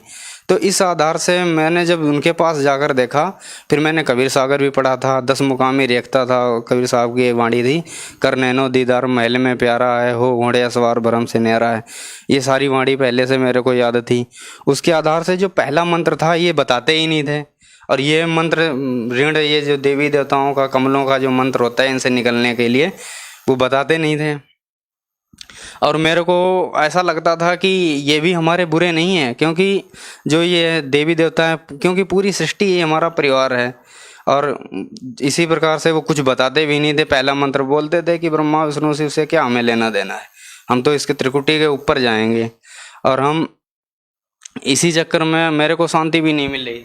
तो ऐसा हुआ कि उनके द्वारा नाम करके जाप देख लिया मैंने। पहले ओम नाम जो जपा था, उससे जो नाद ये पांचों बताते थे, नाद ध्वन, तो जब हम शरीर को खाली करके ऊपर आते थे तो त्रिकुटी के अंदर एक ज्योति जैसी जलती दिखाई देती थी। ये जब सुन्न हो जाता था पूरा शरीर, यही नाड़ियाँ ये घंटे की तरह टन टन जैसे बोलती सुनाई देती थी। उसके बाद में जो आपस में ये कमलों से खिंचाव होता था, यही वीणा की तरह आवाज़ करती थी जैसे धुन। और हृदय के अंदर ये ढोल जैसा जब खाली हो जाता है, गड़गड़ ऐसा बजता है, मुरली की आवाज़, ऐसे श्वास से शंख जैसी आवाज़। तो इसी चीज़ को ये बताते थे। मगर ये तो केवल काल का लोक है। उस अवस्था को मृत जीव शरीर को छोड़ के जाता है तो ब्रह्मलोक की केवल प्राप्ति है। मगर जब सदगुरु देव के पास आकर मैंने देखा कि वो सतलोक की बात बता रहे हैं, और सत्यनाम भी 2 अक्षर का जो है वो मेरे को सदगुरु देव से ही मिला। सर, सतलोक आश्रम बरवाला में आपने संत रामपाल जी महाराज से नाम दीक्षा ली, तो सर संत रामपाल जी महाराज से नाम दीक्षा लेने के बाद आपको क्या क्या लाभ हुए? सबसे पहले तो मेरे को जो हमारे अंदर बहुत से प्रश्न रहते थे कि परमात्मा कैसा है, कहाँ मिलेगा, ऐसे वो तलाश खत्म हुई, और हमारे अंदर जो तड़प थी वो भी शांत हो गई। जो हमारा मानसिक, आध्यात्मिक, शारीरिक, भौतिक पतन हो चुका था, वो सदगुरुदेव के यहाँ आने से फिर से उत्थान चालू हुआ। और हमारी जो इंद्रियां हैं ये भी कम, मतलब हमारे परमात्मा के जाप के, जब सदगुरुदेव रामपाल जी के द्वारा सतनाम के जाप करने से जो हमारी इंद्रियां हैं, हमारी जो बुद्धि है जो बिल्कुल ख़त्म हो चुकी थी, उसमें क्या है कि परमात्मा के नाम से उस बुद्धि को निर्मल कर दिया। अब हमको कोई भी कहता है, कुछ भी कहता है, तुम्हारे गुरुजी ऐसे हैं वैसे हैं, कुछ भी ऐसे वैसे, कोई भी फर्क नहीं पड़ता है। तो संत रामपाल जी महाराज के यहाँ नाम लेने से क्या हुआ कि मेरे अंदर सभी विकार दूर हो गए। उसके बाद में मेरा सर दर्द करता था आधा, क्योंकि मैं सोचता रहता था, ऐसे ज़्यादा चिंतन करता था, इसलिए सर दर्द मेरा आधा किया करता था। सदगुरुदेव के यहाँ नाम दीक्षा लेने से वो सर दर्द भी ख़त्म हो गया। आज मेरे को 3 साल हो गया सर दर्द नहीं हुआ। उसके उपरांत एक बार क्या हुआ कि मेरे को पहला नाम लिया था, दूसरा हाजिरी लगवाने के लिए आना था। मैंने 13 ड्यूटी की थी केवल कंपनी में, और मेरे को कमरे का भी किराया देना था, वो सब देना था, रूम रेंट का ये सब। मैं घर चला गया था, दादी बीमार थी। उसके बाद मैं लौट के आया तो उसमें देखता हूँ कि मेरे पूरे महीने की सैलरी आई हुई है। तो ये सदगुरुदेव की कृपा से मेरे को लाभ मिला। और उसके बाद में जो भी बरवाला कांड में जो मैं अंदर गया, जेल में भी चला गया गुरुजी के वहाँ पे, तो वहाँ भी मेरे को बहुत ऐसे लाभ हुए कि वहाँ जाने से मेरे अंदर दृढ़ता आ गई। दृढ़ता आने से क्या हुआ है कि अब मेरे को कोई भी कुछ भी कहे, मेरे को ये पक्का पता चल चुका है। जैसे गीता जी के 17वें अध्याय के मंत्र नंबर 29 में कहा है कि जरा मरण मोक्षाय माम आश्रिते यतन्ति ते तत् ब्रह्म विदु अखिलम च अध्यात्म कर्मम।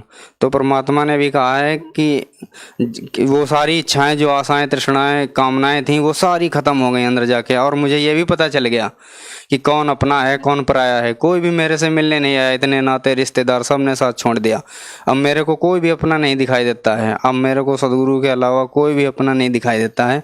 सर, बरवाला की घटना के दौरान आप जेल में रह के आए हैं। सर, संत रामपाल जी महाराज में आप अभी भी विश्वास वैसा ही रखते हैं जैसे पहले रखते थे? हाँ जी, बिल्कुल। मैं अब उससे भी ज़्यादा विश्वास रखने लगा हूँ। पहले तो हो सकता कहने से मैं डगमग भी हो जाता दूसरे से। सर, बरवाला की घटना के दौरान आपके साथ अत्याचार हुए, जेल में भी आपके साथ अत्याचार हुए होंगे, सर उसके बाद भी संत रामपाल जी महाराज में आपका पूर्ण विश्वास है, कैसे? ये ऐसा है कि संत रामपाल जी महाराज हैं जो वो शास्त्रों के अनुसार से भक्ति बताते हैं, और हमने सारे प्रमाणों को, हम आज शिक्षित हैं, सब शास्त्रों को पढ़ के उनके चरणों में, उनके शरण में गए थे, उनसे नाम दीक्षा ली, और इसी आधार से सब एक एक पॉइंट को बताने के लिए एक पॉइंट बताते हैं गुरुजी, 6 प्रमाण देते हैं। एक सत्संग एक बात बोलते हैं उसके लिए 6 प्रमाण देते हैं, जिसके कारण गुरुजी ने क्या किया है कि सारे प्रमाणों को, शास्त्रों को खोल के हमारे सामने रख दिया। अब सारे ज्ञानी बना दिया गुरुजी ने। अब हमको खुद पता चल चुका है, क्योंकि सदगुरु जो आते हैं ना वो ऐसी लीला करते रहते हैं, क्योंकि वो नकली शिष्यों से छुटकारा पाने के लिए ऐसा करते रहते हैं। जैसे गुरुजी ने कहा भी है कि सदगुरु ऐसा चाहिए जैसे सूप स्वभाव, सार सार को गहे रखे, थोता दे उड़ाए। जैसे एक आम का पेड़ होता है, वो जब छायादार वृक्ष के रूप में परिवर्तित हो जाता है तो उसमें फिर फूल आता है। फूल, सारे फूल फल नहीं बन जाते हैं। उसको फल बनने के लिए उसमें गर्म सर्द हवाएं भी चलती हैं, गर्मियों का मौसम होता है बहुत, और उसमें जिन सब फूल झड़ जाता है, वही टिक पाता है, फल के रूप में परिवर्तित हो पाता है, जिसकी पकड़ मजबूत होती है। उसके बाद में वो उसके अंदर जब मजबूत हो जाता है तो डालियां अपने आप झुक जाती हैं नीचे, और फिर उस फल के अंदर मिठास आ जाती है, और फिर पकता है, फिर उसके अंदर मिठास आती है। इसी प्रकार से हम जब सदगुरु के ऊपर दृढ़ता रखेंगे, और हम सब शास्त्रों को देख सुन के और पढ़ के तब आए हुए हैं सदगुरु की शरण में, अब हमें सब विश्वास हो चुका है कि हम यहाँ, क्योंकि हमारी वृत्ति अभी भी नाते रिश्ते परिवार इन्हीं में सब में अटकी हुई थी, और हम बहुत परिवार में इसी में उलझे रहते थे सभी लोग। अब जब जेल के अंदर चले गए तो हमें ये पता चल गया है कि संसार में कोई अपना नहीं है, और हम अकेले हैं, इस संसार में अकेले आए हैं, अकेले ही जाएंगे। इसीलिए अब हमें कोई चिंता नहीं है। अब हमें ये पक्का विश्वास हो चुका है कि अब हमारा मोक्ष पक्का हो चुका है। सर जो लोग संत रामपाल जी महाराज से जुड़ना चाहते हैं वो संत रामपाल जी महाराज से कैसे जुड़ सकते हैं?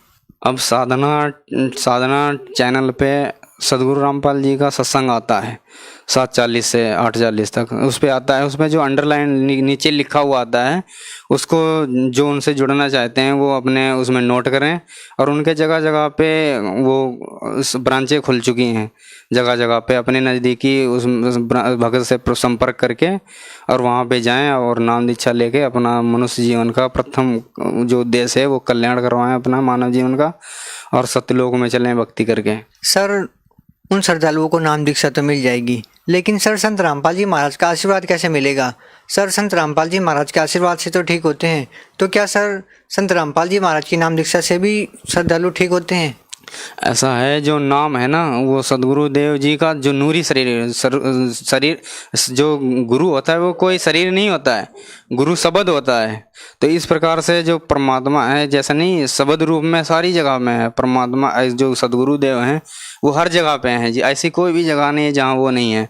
इसलिए इस चीज़ की ना चिंता करके नाम लें, उन्हीं के द्वारा बताए हुए मार्ग उन्होंने ही आदेश दे रखा है, और उनका आशीर्वाद सबके साथ में है, और वहाँ पे नाम जाके उनको वो सारे लाभ मिलेंगे जो पहले मिलते थे, जिनके द्वारा वो शब्द रूप में सब जगह विराजमान है, सर्वत्र वो हैं वहाँ पे, क्योंकि परमात्मा शब्द स्वरूप ही है। सर संत रामपाल जी महाराज किस धर्म को श्रेष्ठ मानते हैं? सर हिंदू धर्म को, मुस्लिम धर्म को, सिख या ईसाई धर्म को? सर संत रामपाल जी महाराज समाज को किस धर्म की ओर लेके जाना चाहते हैं? सर इसमें यह है कि हमारे गुरुदेव जी ये बताते हैं कि हम हिंदू, मुस्लिम, सिख, ईसाई, बौद्ध, जैन, संगम, जेवड़ा, दरवेश, ब्राह्मण होने से पहले हम एक इंसान भी हैं। तो उन सब चीज़ें तो बाद में आती हैं। हमारे गुरु जी कहते हैं जीव हमारी जाति है, मानव धर्म हमारा, हिंदू, मुस्लिम, सिख, ईसाई धर्म नहीं कोई न्यारा। वो सच्चे मानवता की, सच्चे समाज की नींव रखना चाहते हैं, और वो समाज से बुराइयों को दूर करना चाहते हैं। सभी के अंदर सोए हुए देव तत्व को जगाने के लिए वो आए हुए हैं, और ऐसा वो कर भी रहे हैं। सर यहाँ पे एक हैरान करने वाली बात देखने को मिलती है कि बरवाला की घटना के बाद भी संत रामपाल जी महाराज जी के समर्थकों की संख्या दिन ब दिन बढ़ती जा रही है, दुगनी होती जा रही है। सर क्या कारण है इसका? वो ऐसा है क्योंकि आज सब शिक्षित समाज हैं।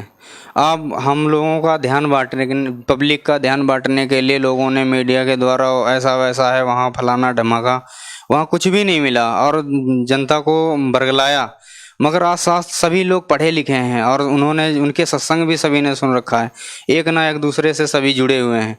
उसके आधार से उन्होंने तर्क शास्त्र के द्वारा और उसमें शास्त्रों के आधार से उन्होंने सारा कुछ देख के, और उन्हें अब पता चल चुका है पूरे समाज को ये एक षड्यंत्र था, साजिश थी उनको फंसाने के लिए, क्योंकि उनके 1-1.5 लाख हर महीने में शिष्य नए जुड़ने लगे थे। इसीलिए उनका ध्यान बांटने के लिए ये करवाया गया कांड, ये सब पूरा शासन प्रशासन। सर यदि कोई श्रद्धालु ज्ञानगंगा पुस्तक को लेना चाहते हैं तो सर वो कितने पैसों में मिलेगी और कैसे मिलेगी? जो साधना चैनल है ना, उस पर लिखे हुए नंबरों पे संपर्क करें और अपने घर में ही बैठे मैडम मंगवा लें। सर भगत समाज को क्या कहना चाहेंगे? भगत समाज से हम यही कहना चाहते हैं कि जो शास्त्र विरुद्ध साधनाएं हैं जितनी भी, जैसे हमारे गीता जी में मना कर रखा है 7वें अध्याय के 20 में कि जिनकी बुद्धि माया के द्वारा चुरा ली जा चुकी है वो अन्य देवी देवताओं की पूजा करते हैं। तो इसी प्रकार से अब हम उस चीज़ को ना समझ के अब सदगुरुदेव संत रामपाल जी महाराज जो परमात्मा स्वरूप हैं, कबीरदेव के अवतार माने जाते हैं, वही हैं, और उनकी शरण में आए और शास्त्र के अनुसार भक्ति करें और अपना कल्याण कराएं और मोक्ष करवाएं।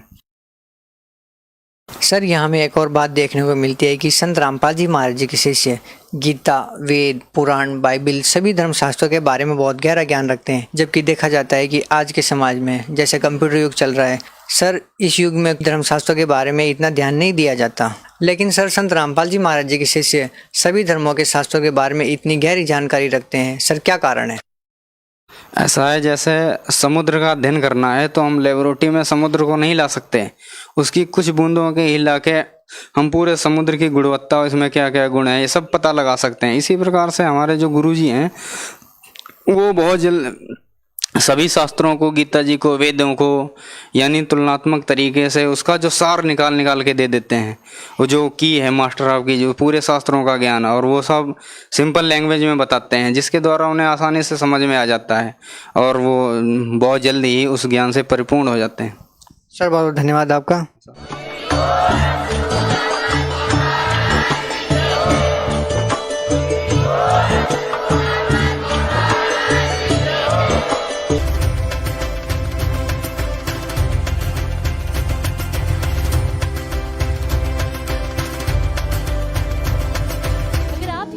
YouTube पर देख रहे हैं तो हमारे चैनल को सब्सक्राइब करें और बेल आइकन को दबाना ना भूलें। अगर आप Facebook पर ये वीडियो देख रहे हैं तो हमारे पेज को लाइक करें।